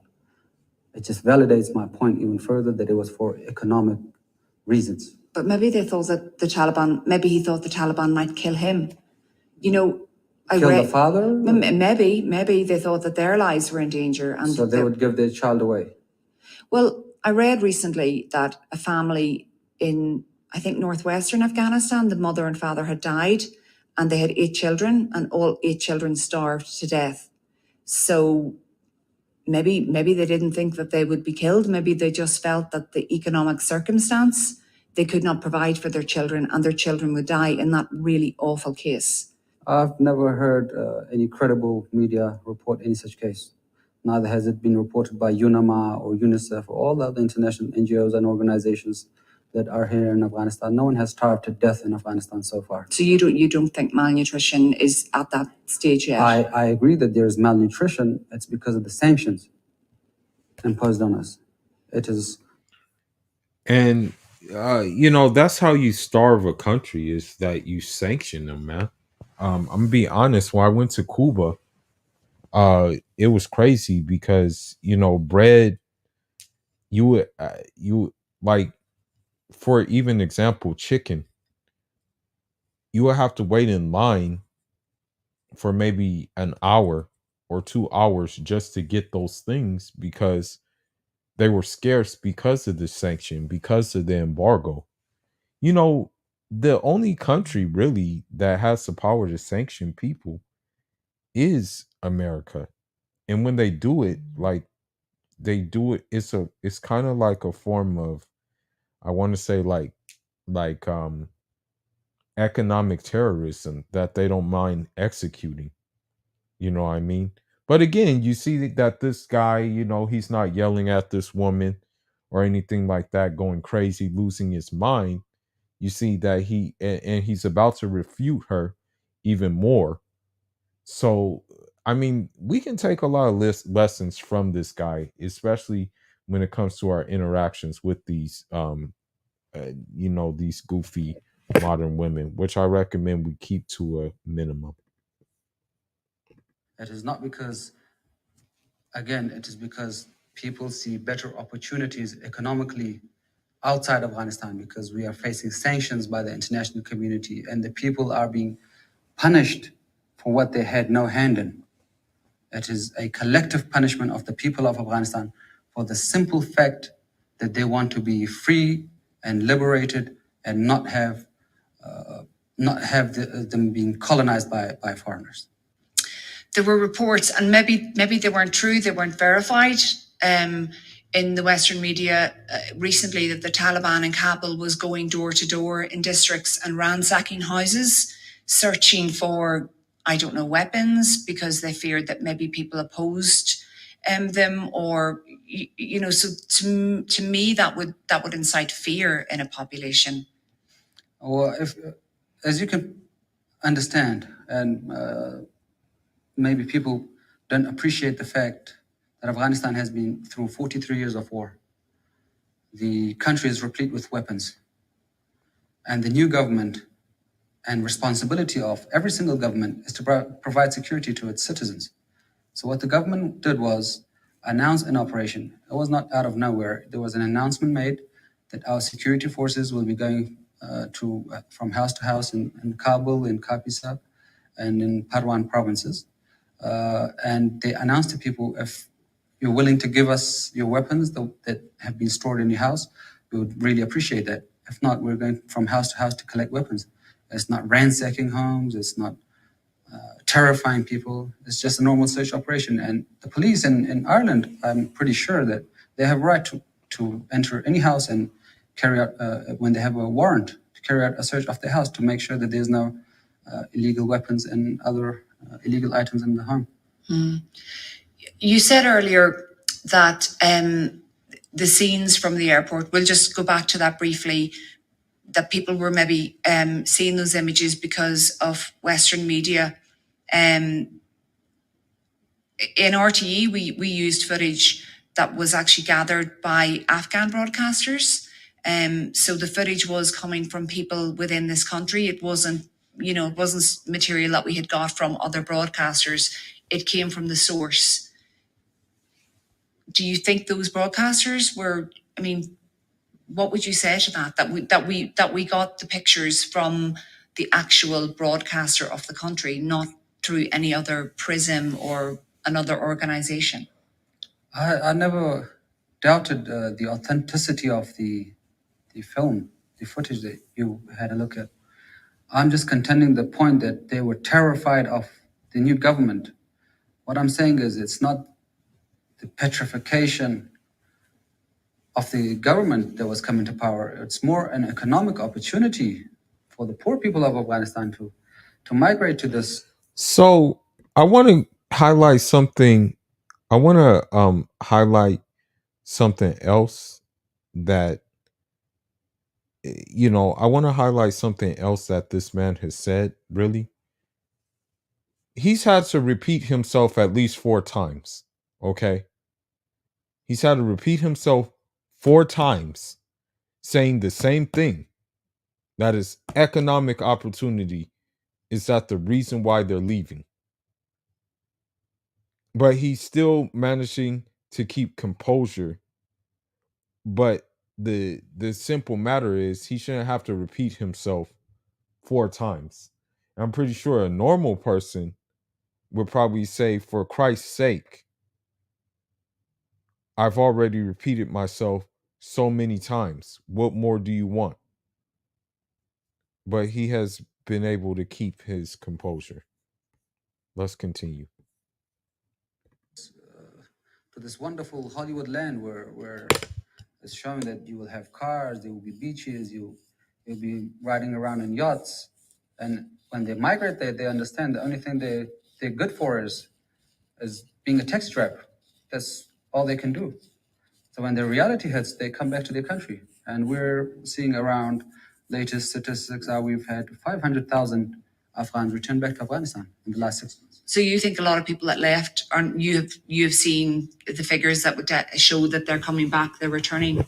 Many Afghans are returning. In fact, I heard that those housed in Britain the conditions are so bad that they're actually requesting the government to return them back to Afghanistan. And what sort of treatment would they? Yeah, I can confirm this because I have family that lives in London, and they are, it's shot to crap over there. I'm gonna be honest. It's shot to crap in that area. Because of the simple fact of the Brexit and just other different factors. And some people are indeed returning back to their countries. You know, some people are actually deciding that, hey, you know, maybe this isn't all what it's cracked up to be. So you do have that now. You know, you do have this happening now. You know, it's very, very it's very, very telling that this is happening, you know. But yeah, it's happening, bro. It's definitely happening.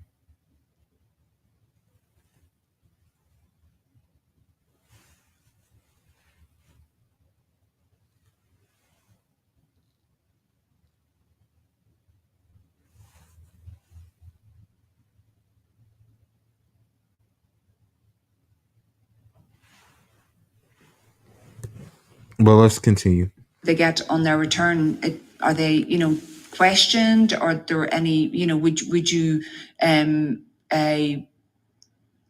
ask them why they left? Would there be any repercussions for their leaving, or do they come back and they just join the population, join the workforce, no questions asked? Men are born free. They are free to travel in and out of the country. This is the policy of the government of Afghanistan. There's no questioning. It is their country. They are free to leave and free to come back whenever they want.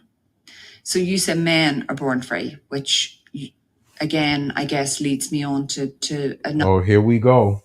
Here we go with the feminists. Here we go with the feminists. We're I'm telling you, it's coming. It's coming. I knew she couldn't hold back. And she said she has kids, but you know, kids don't necessarily negate feminism. In fact, if she's a single mother, that may make feminism even worse. But let's listen. I knew she wouldn't be able to hold back. But let's go. Another area of concern for many people is the treatment of women in Afghanistan. It certainly appears that men are first-class citizens and women are, in some instances, third-class citizens. Do you think that's a wrong opinion to have? That is absolutely a wrong opinion to have. I just want to clarify one point. We don't espouse the standards of the Anglosphere. We do not follow the laws that are created by some men in parliaments somewhere that until yesterday saw the black man and the Chinese and the Arab as subhuman, as savages. They ravaged their homes and exploited their land. We follow a divine law. It's called Islam. Tell him. Tell her. Go ahead and tell her. And I think that's the problem. Following Islam and following that law in the West, you know, to the best of your ability, while not breaking the law here. That's the most difficult thing to do. You know, but he's absolutely right. When you look at the world's superpowers, I mean, pretty much all they have done to stay in power is exploit these different places. You know, be it Portugal doing it, be it Belgium doing it, being France doing it, or being England doing it. That's all they pretty much done. You know, they have not like decided to just stop in their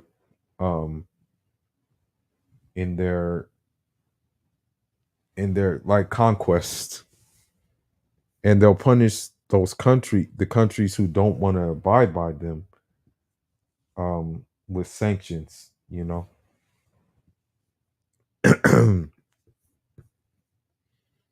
And Islam has in it enshrined the rights of both men and women and children and the parents and the neighbor and the animals and the rights of this planet that it has upon the human beings that live on this earth. So it is an all-encompassing religion, and all Muslims that believe in the religion of Islam, they know their rights very well, and they are in no way, shape, or form second or third-class citizens. So are men and women equal in Islam? Yes. Okay. Because I can only go on what I have seen, and I'm not taking any other opinions or views into consideration. I'm just going on what I have seen in the time that I've been here. This society is about 95% majority male that I can see. Any women that I have seen, I've seen begging. They don't appear to be working in shops. They don't drive cars. They're invisible. And I don't think that that is an equal society. Afghan society is 50% men and 50% women. It's not 95% men. Secondly, so you see how illogical like women can be too. That's another reason to keep frame. Women are the most illogical species on this earth. They'll literally make things up. Because when you think about it, when you really think about it in the world, in any part of the world, right? Is there really a society that men outnumber the women in that society? If you look at anywhere in the world, do you see that? Do you see that?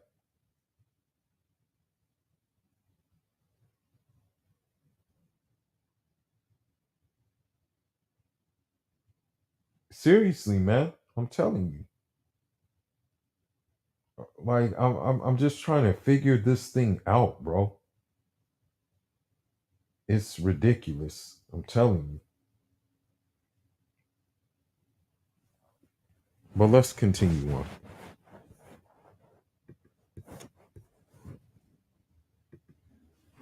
the Afghan society is distinct. It is a distinct culture. It has nothing to do, and the indicator of equality being that if there's 10 drivers men, that there has to be 10 women drivers, that is not the standards that we live by. Can women drive though? Of course. They're allowed to drive. They're driving in Kabul. They're driving in Kabul? Yes. Okay. Yes, I just haven't seen any. I have seen. Yes, but it's the percentage, like you said, the percentage is not up to basically to par with Ireland or England or the United States. That is a different issue, and we do not see equality of men and women being equal, that they have to be, if there's 10 drivers, then there has to be 10 female drivers. If there's 10 shop owners of men, then there has to be 10 female. I'm sorry if you misunderstood me. That's not my interpretation either. I'm not talking about balance. I don't think it has to be a balanced society. But from what I have seen, there aren't very many women visible. And I also take your point that, you know, the Afghan. So here she is with these feminist talking points. And the thing is this.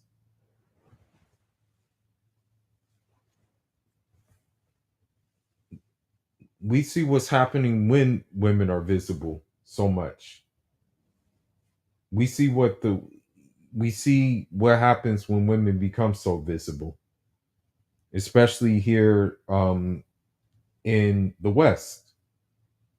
Women have become so much visible and have so much influence that everything is at a whacked out state right now.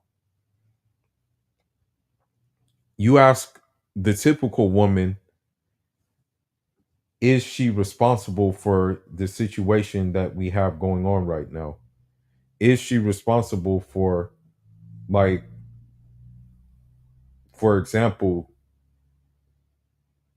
if the man that she wants doesn't come up to her, but the man that she doesn't want comes up to her, then that man, of course, there's a possibility that the man that she doesn't want, who comes up to her to maybe have a friendly conversation, will suffer some legal some legal repercussions for doing such a thing. But let's continue on.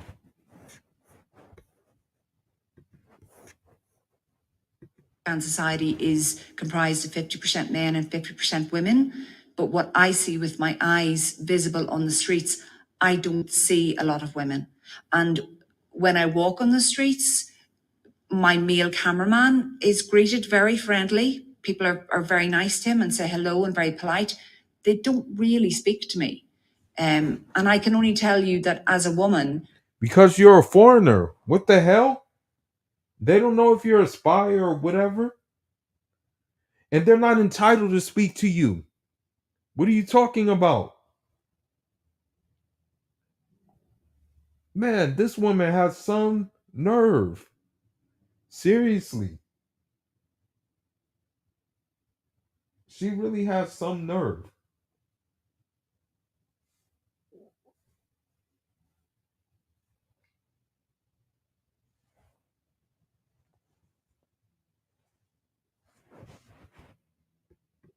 How that makes me feel is it's intimidating, and it makes me feel quite insignificant.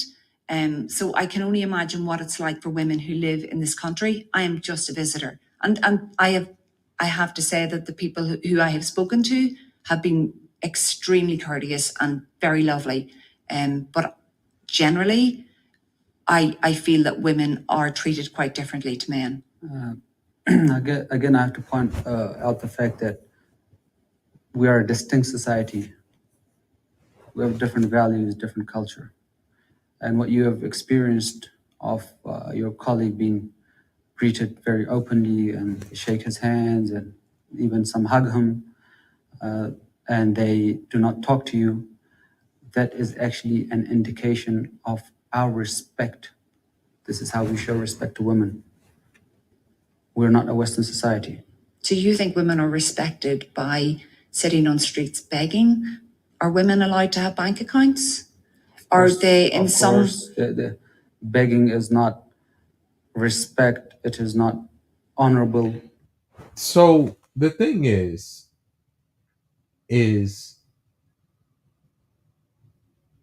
by default, right? By default, if men follow this path that this brother is talking about, if all men followed this path that this brother was talking about, then all the Western women will really have no point, will have no choice but to pretty much either A, go ahead and date each other, or B, they will have to approach men in drones. But the problem is because we don't have men like this in Western society, these chimpanzees continue to do these certain things, as you saw what the other guy did in the video, by giving these women a platform, these Western women a platform, and catering to them instead of keeping frame and just basically fulfilling his purpose, which is to restore his country, which has been at war for 40 something years. And I'm not gonna lie, as an African, you know, I love Africa. Don't get it twisted. I love Africa. Africa is in my heart. But there's just certain areas of the world that I have a special place in my heart for too. You know, Cuba being one of them. Venezuela being another one of them. Of course, Russia, the Muslim part, and Central Asia, which includes Afghanistan, because they want to keep their society. They don't want what happened in America to happen over there. In Italy, put it this way, in England, Italy, Belgium, Sweden, um Spain, Portugal, you can forget about it. Everything that happened over um in America in terms of just like society and social constructs, it already happened over there. It's already a wrap. You know, it's already a wrap. Like, I'm not saying you can't, and this goes back to the argument about finding a good spouse or whatever.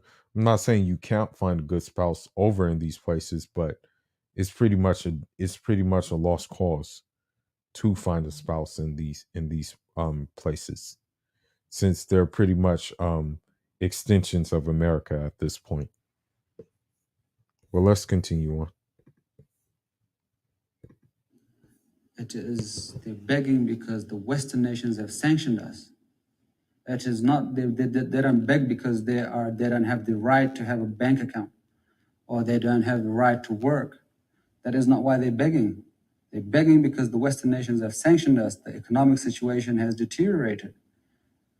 That is the reason they're begging. You should be asking and looking for the source of the begging, not the apparent.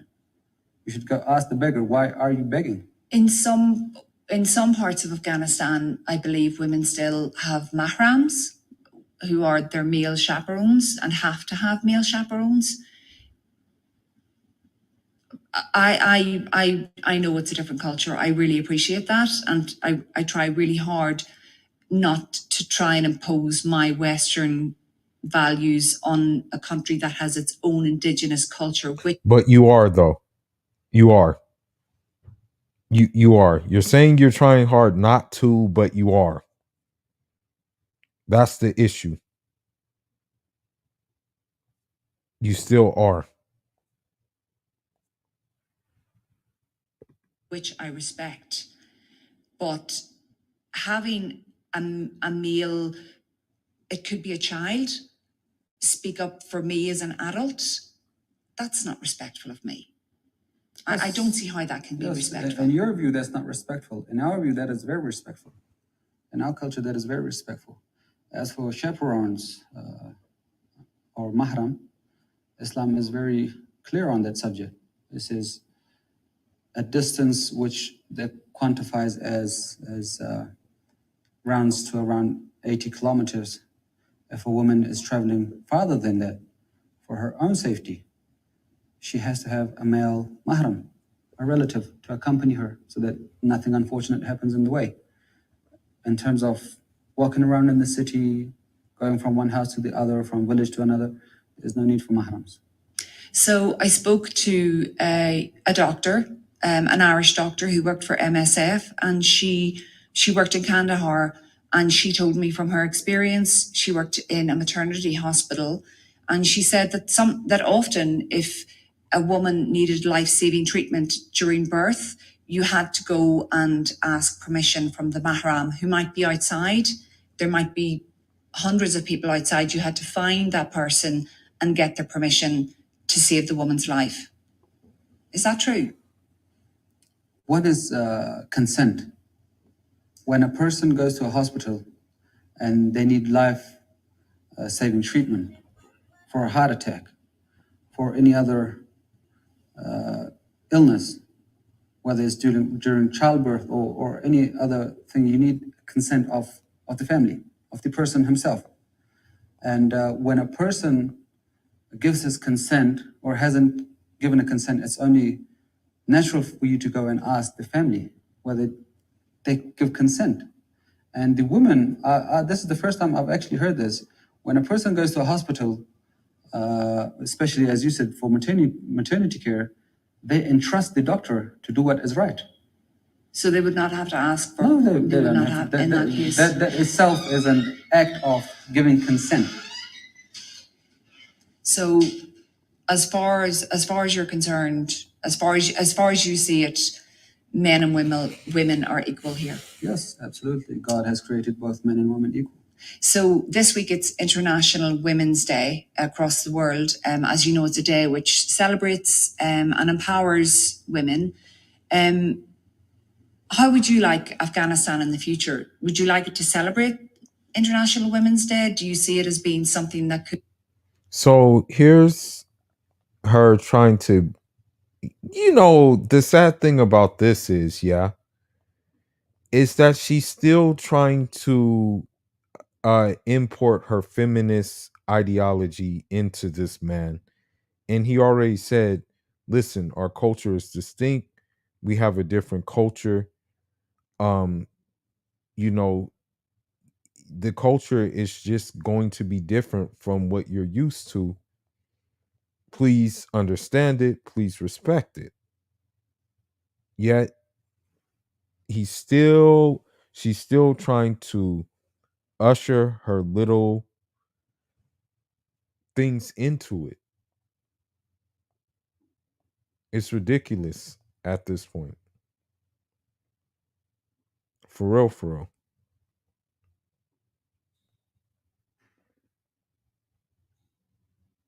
But let's continue. Could be brought into the culture here?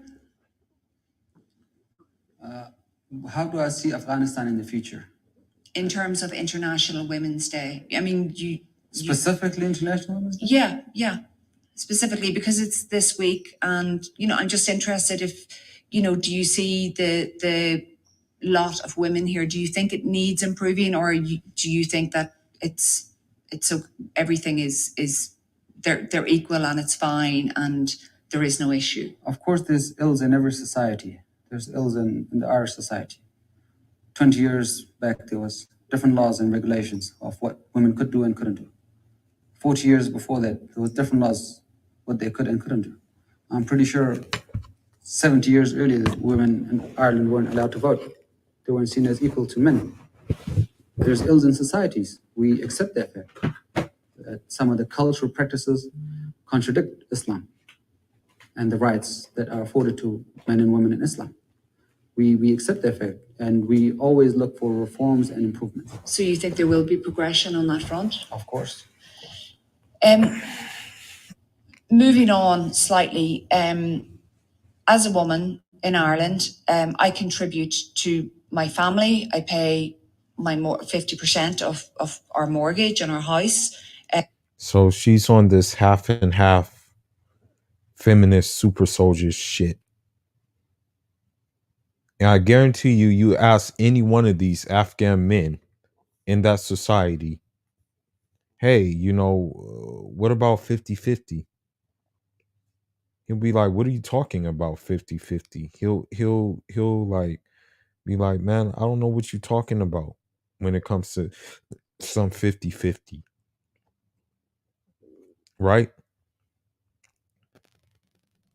So again, you have these outlets trying to impose their way on a traditional society.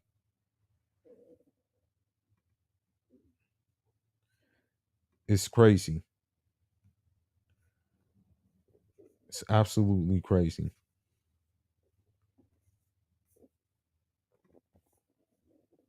I am very much an equal contributor. I wonder how the Afghan economy can survive or prosper if half of the workforce are kept out of the creation of money, for turn of a better phrase, or for want of a better phrase rather. How can the economy grow if women are effectively being shut out? When I drive down the street in Kabul and I look at the shops, there are very few kind of shops that would cater for women, hairdressers, somewhere to do nails, to buy makeup, to buy clothes. It's all very male dominated. Again, how do you see is the economy, is it more about the ideology or the economy prospering as far as you're concerned? First, we have to address the economic problem. That is what is holding everything back. Majority of our men are unemployed because of the sanction. Let's just for 1 minute forget about the women. The men that are supposed to provide for the family, majority of them don't have employment opportunities in Afghanistan because of international sanctions and non-recognition and the collective punishment of our people. As for women contribution to economy, we have not imposed any restrictions on them. Women in the private sector, there's many, as you pointed out, hair salons and other salons and shops that cater specifically to women. There's perhaps you haven't visited, probably traveled in Kabul. Maybe when you travel, that notion will also be corrected. But there's no lack of accommodation or fulfilling the needs of what women want. So is that encouraged? Would that be encouraged? Of course, trade is encouraged. Work is encouraged. And we're doing our very best as the government of Afghanistan to provide opportunities to both men and women to work. There's no restrictions on any of that. So go back to this. Go back to the sanctions in terms of foreign aid and foreign investment. A lot of the problems that foreign donors say they have is to do with women. So perhaps if the treatment of women in Afghanistan was seen to be improved upon, or that their rights were being bolstered, that might help the financial aid situation, and the men could then work as well. It seems to be at this impasse at the minute whereby foreign aid won't come in because there are issues in terms of women, for one example, and maybe that's a very practical way that you could ensure that foreign aid does come in if you improve the lives of women here. Again, there's no restrictions on the lives of women. I don't know where that notion comes from. There's no restrictions on women, on their freedoms, on their liberties. If the donor countries want... Now, the problem is with this is that the West, in their deceptions that they like to give, will make you think that there's an issue going on with the women when the things that we're seeing are probably different from what's really happening over there. That's the whole thing. That's why, we see what's going on now, because of the simple fact that, this is what it is for them as of right now. It's an unfortunate situation, but this is a situation that was not caused by their own doing. It was caused by the West. But let's continue. Want us to first turn into a Western society, and then they will give us donations. We do not need donations. And that's a fact. That's another thing too that we need to understand about these Western people. They want you to turn into them in order for them to be able to control you even more. So, for example, when you look at Venezuela and stuff like that, the reason why Venezuela was under so much attack that it was under is because it simply did not want to be a backyardism state that the United States wanted them to be. That's what really it came down to, is that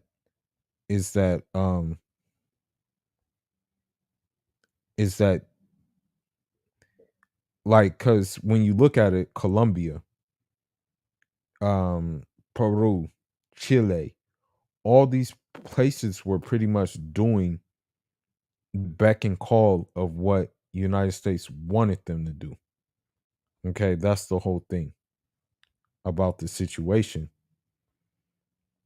So in doing so, like, even if the people didn't really benefit from it, they were able to keep them in control. You know what I mean? That's the whole thing. That's what it really comes down to, you know.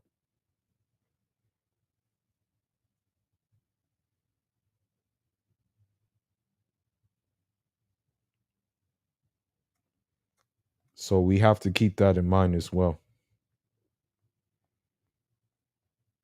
when when talking about aid and stuff like that.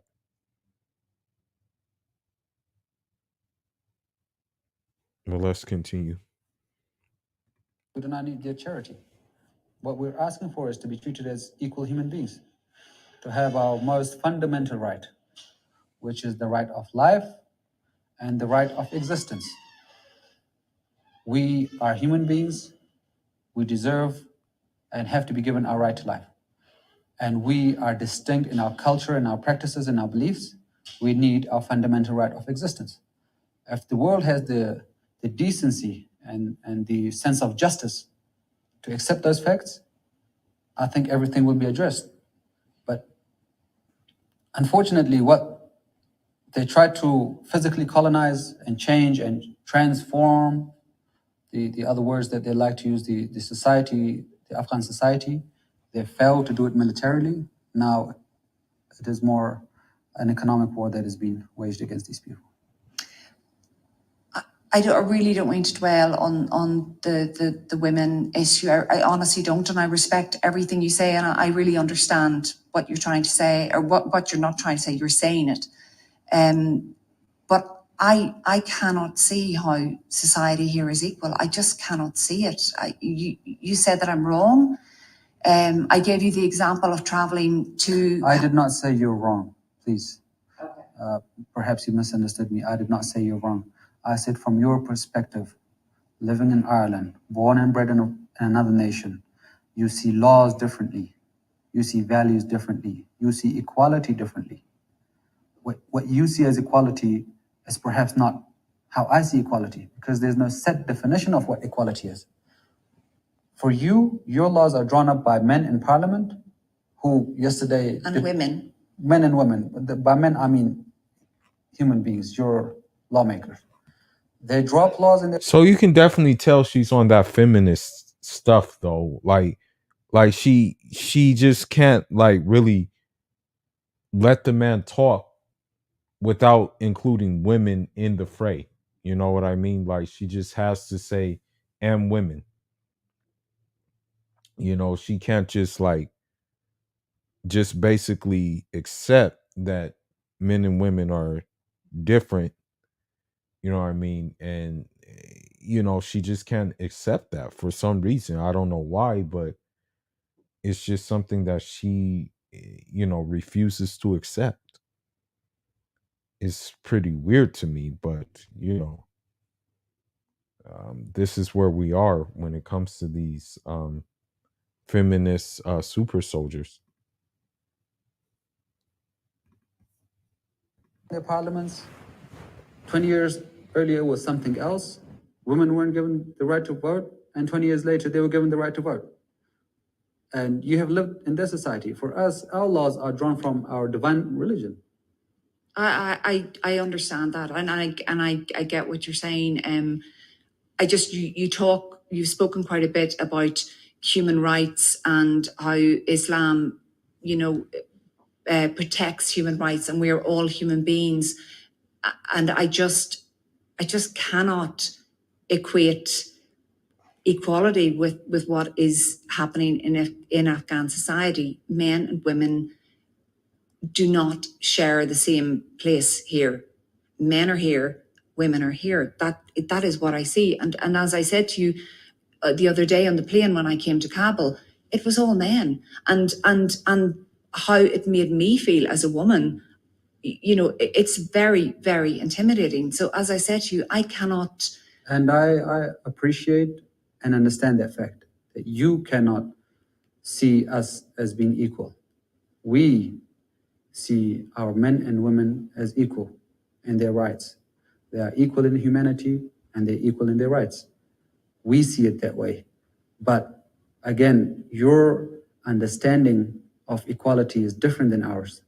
And that is the message we're trying to get across, that there's a difference of understanding. And just as we appreciate your society, please appreciate and respect our society. It has to be based on mutual respect for one another. Men are different genetically, women are different genetically. Our religion, Islam, has given each one of them their own rights, for men and for women. And unfortunately, you know, you tell a woman that she's different genetically. Of course, she's going to say that she can do things better than men, you know, and she's going to say she can do things more physical than men. But we already know that, you know, that's a lie. You know, we know that's pretty much a lie. And you know, of course, this feminist reporter is not really ready for this music, you know, like that's the whole problem. You know, she's not really ready to face the music that this blessed brother has for her. But they are equal in their humanity. Can you explain to me, because I apologize, I should know more about Islam and the teachings. The burqa, again, through my Western eyes, I see that women are blocked. They are shielded from society. You cannot see their face. You cannot see their expressions. To me, that feels that it's like they are invisible in a way. What is the teaching around the wearing of a burqa? Why is it something that is necessary for women here to wear? That is from your point of view. From our point of view, women being sexualized and objectified is something that is unacceptable. But again, this is a distinction. I'm just trying to get across the fact that there's different understandings of how humans should live. Now, I want to say something about that. What women will do in the Western society is that women will tell you, oh, you know, like, oh, I'm tired of being objectified and things like that. But then they'll turn around and tell you, like, oh, you know, OnlyFans, I have autonomy over my body, and it's my body, my choice, and I can show my body. So, like, which one is it? Do you like, you know, want to be looked at in that such way, or do you want to be looked at as a regular person? You base your values on something, laws that are different than what we base our laws on. As coming forward to your question about hijab, specifically burqa. Burqa is something distinct to Afghanistan. It is something cultural. Islam orders women to wear the hijab. Just as Mother Mary wore the hijab, she was covered. Just as the religious women in Christianity, they cover themselves up. It's a hijab. There's no difference between that hijab and what Islam prescribes. But that was centuries ago. Mother Mary wore a hijab centuries ago. Oh, here we go. It's 2022. Millenniums ago. Millenniums ago. Yeah, not centuries. But the rule, again, he even corrected her on that. Yeah, she wore it like even longer than what you said she wore it for. Espouse, and we believe in the laws that are sent by a divine being, the God, the creator of the earth and the universe and the human beings. For you, again, I'm telling you, the message I'm trying to get across is for you, your laws change and evolve. Ours are a set of laws sent by God, and we believe it to be divine, and we follow those laws. And they don't change. So and so that's a message for all these Muslim feminists as well, who think that, like, the laws changed, who think that you can marry a non-Muslim man, who think that, you know, is you're going to be desired by riding the rooster carousel. You like that this is for you. You think you can get rid of polygamy. You can't get rid of something that's already been ordained. So you Muslim feminists need to like really take heed at this as well, that, you know, God's laws don't change. So you better get with the program. Does that mean that you can't be progressive? That progression is something that you do not pursue because your laws were set millennia ago and you are going to stick by those laws? Is that a fair assessment? By progression, if progress means the nakedness of women in the public sphere, we absolutely reject that notion. If by progress you mean progress scientifically, economically, culturally, Islam has been the standard which the world subscribes to. Islam has if you read the history of Islam and Muslims, they are actually the pioneers in the fields of science, astronomy, mathematics. So if by progress you mean women and them uncovering themselves, we do not allow that. If by progress you mean scientific and economic and social development, that's what we ascribe to. Final point on this.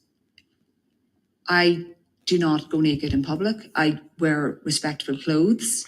So the thing is that with that being said, you know, the Muslims did like progress, and we believe in that progress, you know what I mean? But like these alphabet soup themes that they have going on, and these you know, these different other things that they have going on, it's not really progress, it's really setting us back, you know, as on a large scale, just as humans. Really, it's kind of like setting us back, it's not really setting us forward.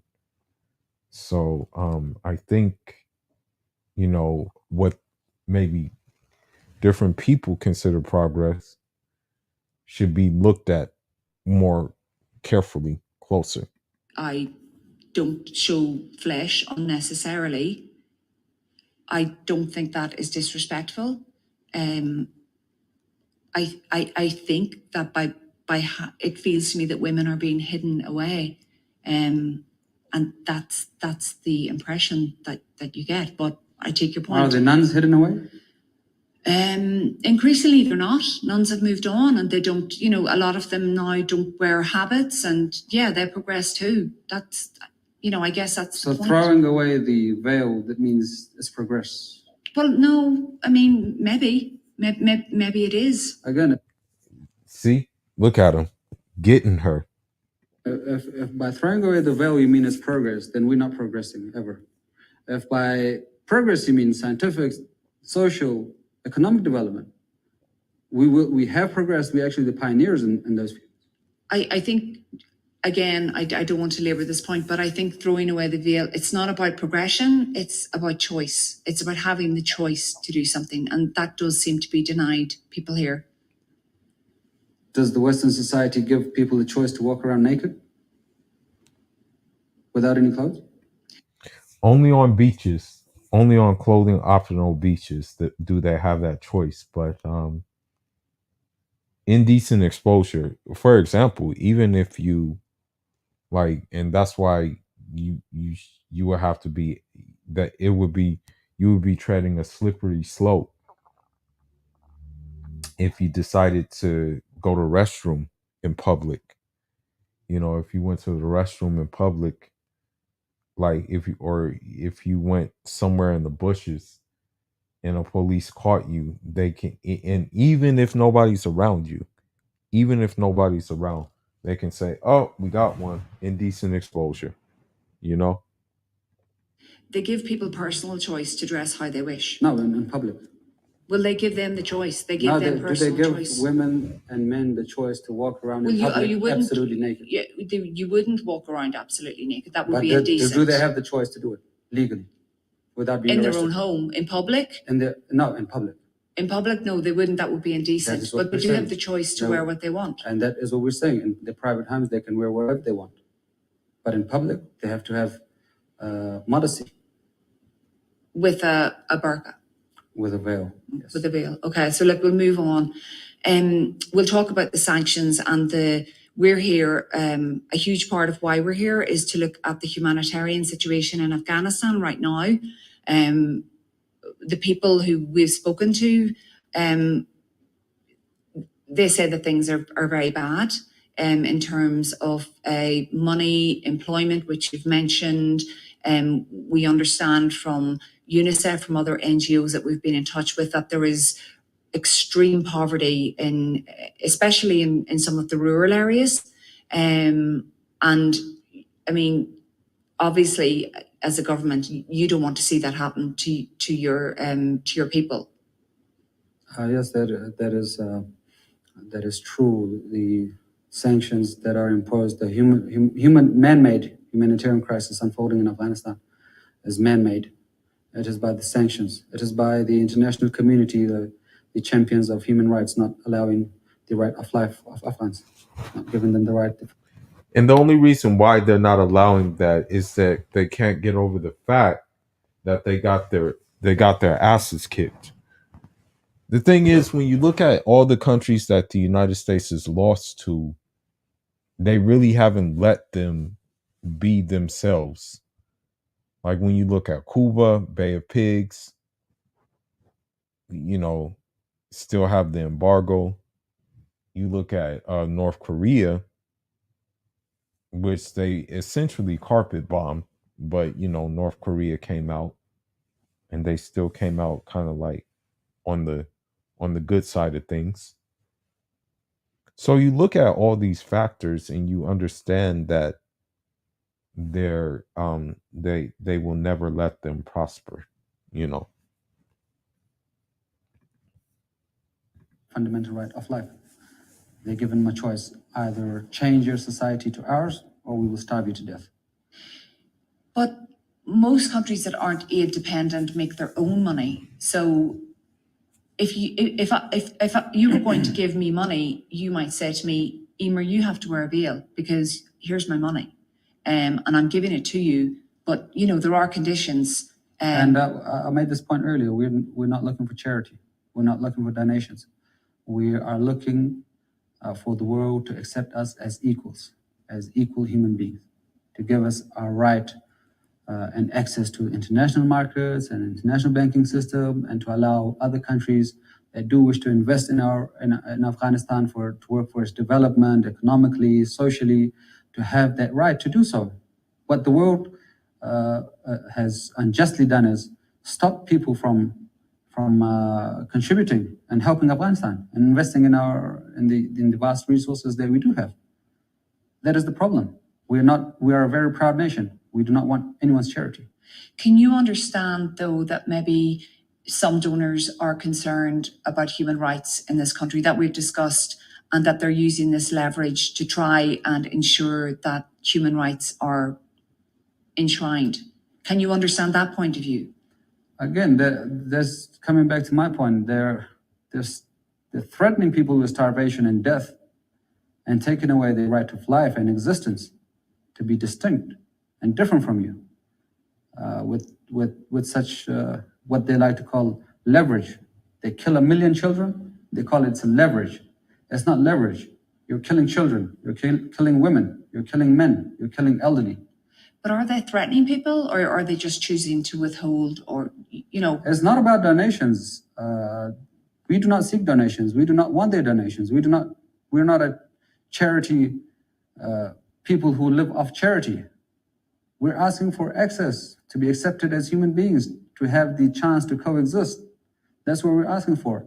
And they've imposed sanctions on individuals and on the country where other countries are unable to trade with us. They're unable to invest in Afghanistan because then they will face the same thing and millions of their children will die.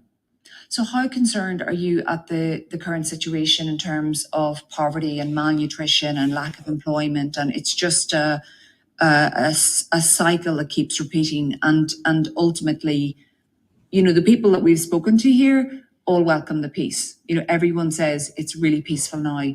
But it seems that the price of peace is extreme poverty and malnutrition. How concerned are you about that? As a government of Afghanistan, as a representative of the people of Afghanistan, of course, we are very concerned. There's no doubt about our concerns. And that's why we have been engaging with the world to make them understand this. Killing children is not going to achieve what they're trying to achieve. Imposing sanctions is not going to achieve those aims. And we, from our part, are doing everything possible. We have an economic plan in place. We have got rid of corruption, the endemic corruption that existed. Our revenues have actually increased, despite the fact that the trade and economic activity has decreased. And we are providing people with services to the best of our abilities. And we'll continue to push and exert efforts in improving the situation. And just very finally, you mentioned to me earlier that the West had turned its back on Afghanistan, but it was now beginning to turn its front to Afghanistan again. Do you think that there is a potential for working with some of these countries which maybe in the past there have been issues with? Do you think there is hope there? Yes, I absolutely see hope. We live in a global village, and you cannot ignore any neighbor or any individual in that village. We are closely knit, the international community, and we see rays of hope, and we see those translate into actions, not only by us, but also by the international community. We feel that we are coming closer together, that we are coming to the stage where we accept each other for who we are. So I think there is a lot of room for us and the West to work together.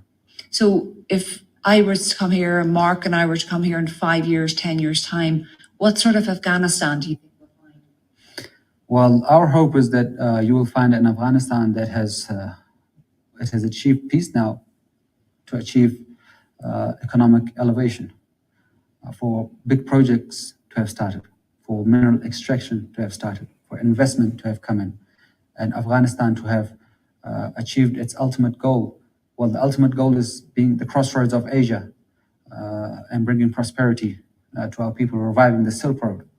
That is our ultimate goal, but in 5 years' time, we're hopeful that some of the projects for us to achieve that aim will be achieved as well. And how will it be for women? Women will hopefully some of the cultural practices that are frowned upon not only by us, but So here she goes again with these feminist talking points. It's like she really can't even help herself. Basically, she can't even help herself to shut up, basically. You know.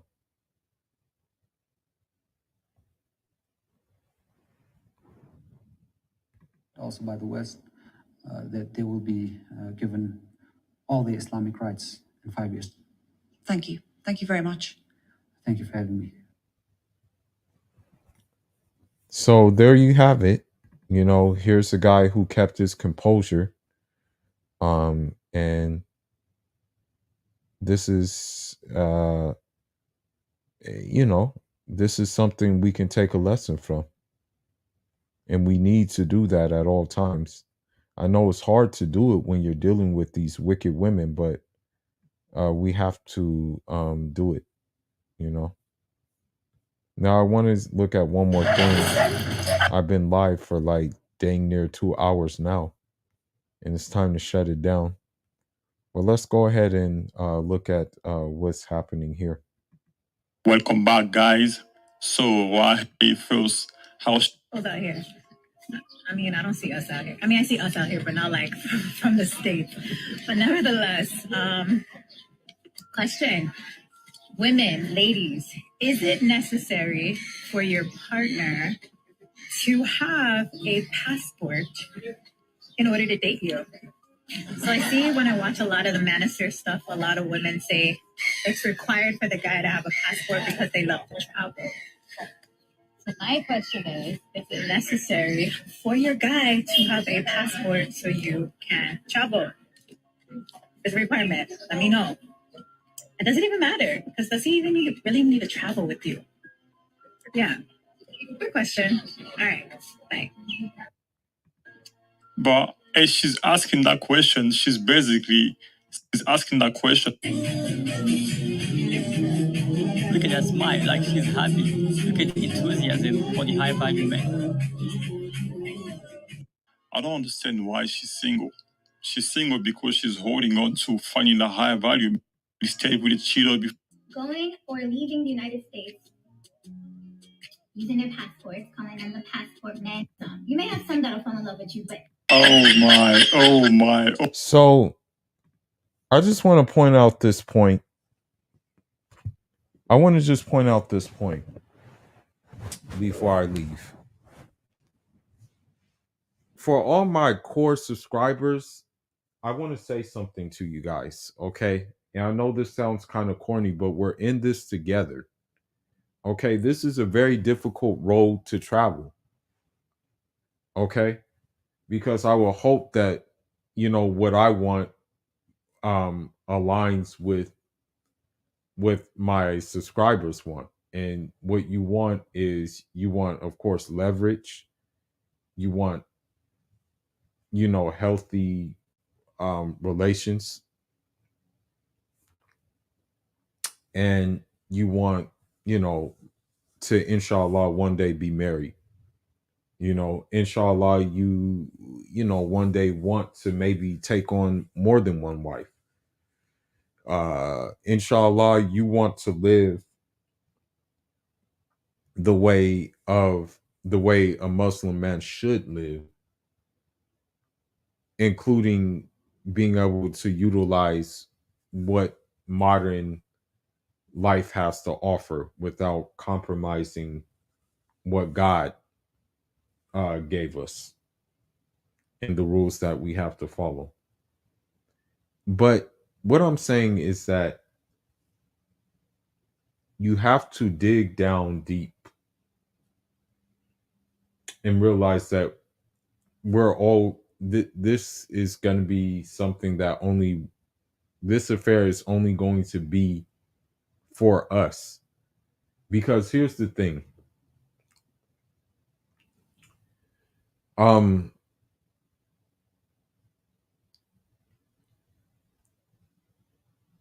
Perhaps maybe we're so committed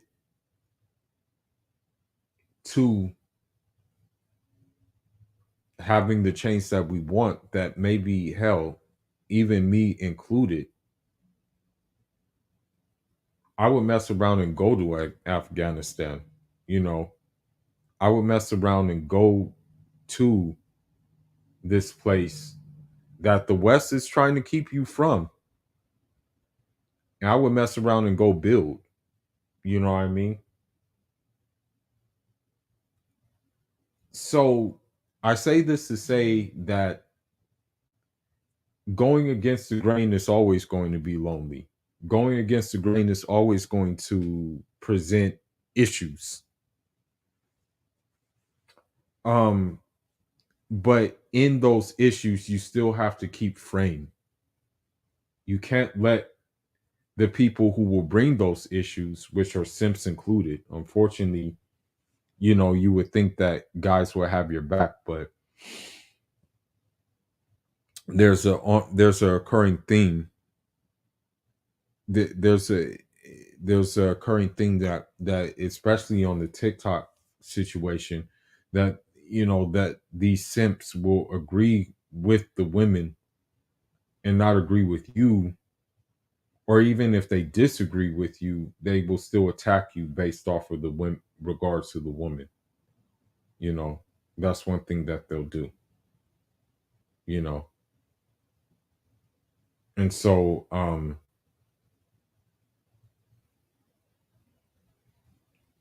this is why it has to be the way that it has to be. So use that guy as an example to keep frame. Don't use, sometimes, I hate to say this, but I'll post one more example. Okay, hold on.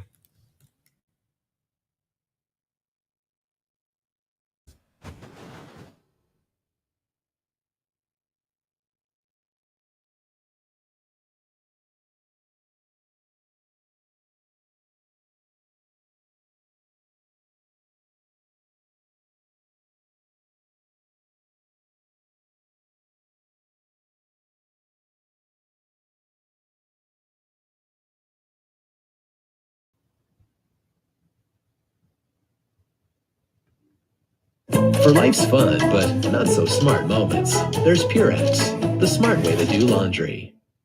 I'm so fat. Brendan, you're not fat. It's the shirt. Look at Nate. His true classic is tough. And for these losers, because I don't know on Twitter, well, Myra's not even black because his parents weren't here in 1951, and they didn't suffer from the civil that are oppressors. Don't give a fuck about all these other stupid ass little asterisks that you guys want to use to say I'm more black than you and I'm more black than you. All you motherfuckers are doing are trying to sit there and say, well, I should be a victim more. I should be a victim more. I should deserve to be a loser more. That's all I fucking hear. Why? That's all you motherfuckers do is cry, bro. That's all they do on fucking Twitter. Well, I'm really black because my parents were here in 1945 and they know Martin Luther King. Shut the fuck up. That's why foreigners come to this country and laugh at you niggas, bro. Real talk. Chinese people come to this fucking country. You know what they do? They open up a fucking Chinese food spot in the hood. The Indian people, they go open up a convenience store in the hood. The Arabs, they come into the United States, they go put a fucking liquor store in the hood, and them niggas can't even drink. They laughing at you, stupid fucks. Because you guys come into the store, oh, hey son, let me get a pack of Hennessy. Yo, I only got 20 on me right now, bro. I know it's 50, but yo, do it. Hook up, brother. No. Come back again with the money. They laugh at you niggas because you guys were born here with the opportunity and they're making a killing off you stupid fucks because you guys speak English, born here, raised here, U.S. citizenship, and you're still a fucking loser. Going into a foreign nigga store, buying the fucking alcohol, crying and complaining about why you're not where you want to be, but you're drunk all the time off of fucking Hennessy. That's the truth in the black community. So while he does have points, while he does have these points, right? No need to yell like crazy. It's not really man-like to do these things, really yell like crazy and stuff like that. And, I think that, yeah, man, let me see if there's another Taliban, or no, I can't use the T word. They may ban me if I use the T word. But let me see if there's another interview that we can maybe possibly look at.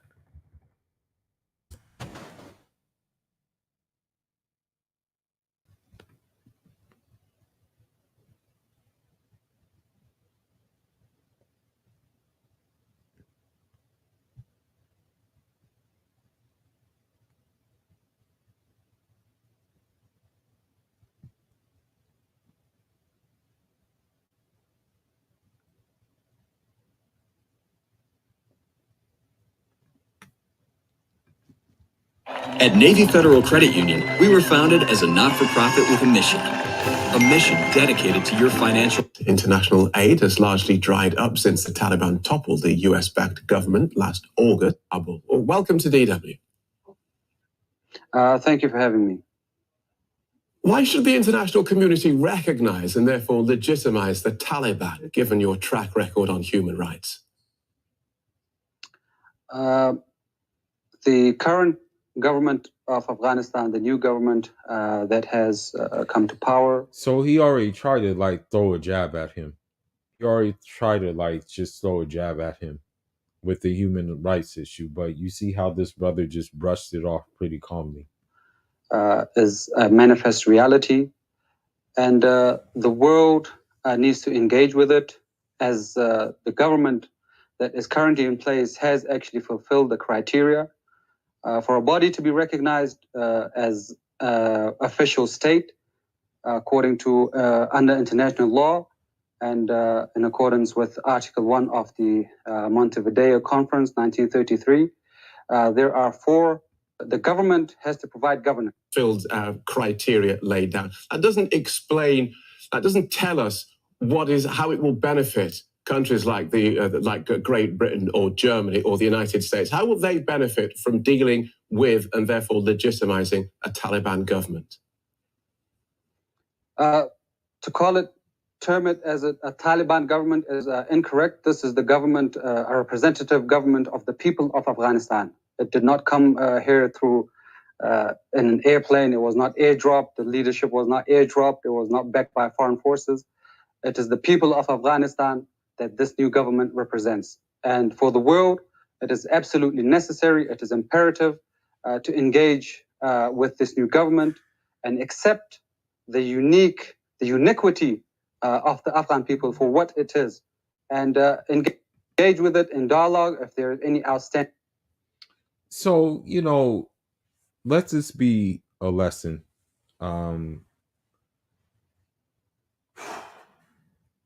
Let this be a lesson to us that we have the examples, and while maybe, yes, some people consider me part of this Manosphere community, whatever you call it, red pill community, you can still be in the community, but you can still have a different approach to how you get your points across in the community.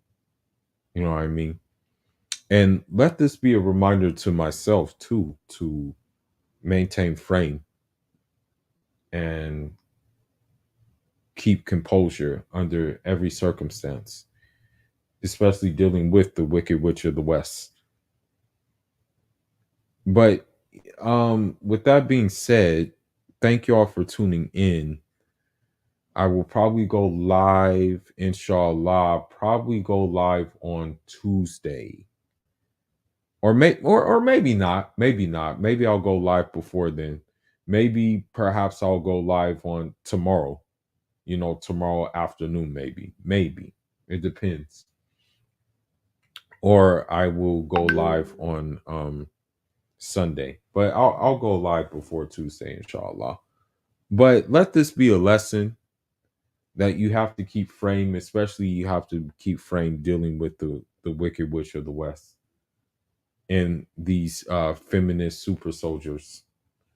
But with that being said, thank you for signing or thank you for attending the live, and just let you know, please, if anything, please spread the message of SYSMB, save yourself, Muslim brother.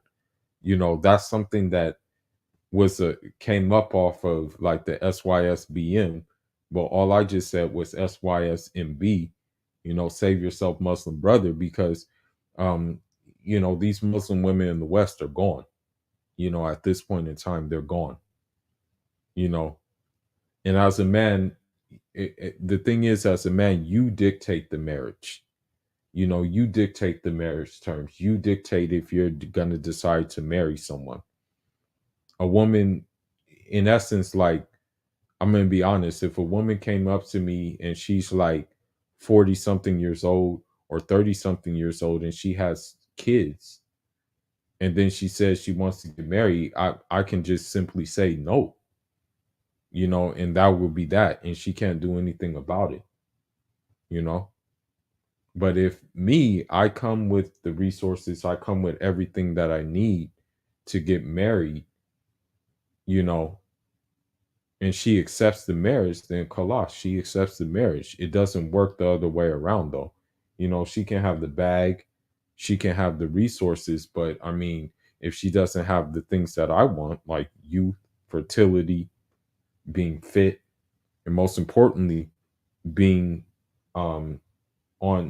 being parallel with her religion and taking care of those obligations, then I say no, and that's just what it is, But with that being said, thank you all for tuning in. Leave your thoughts and leave your comments. Shout outs to Afghanistan. And shout outs to everybody else who's doing the right thing. But again, I say SYSMB. Save yourself, Muslim brother. Off until the next one. Njad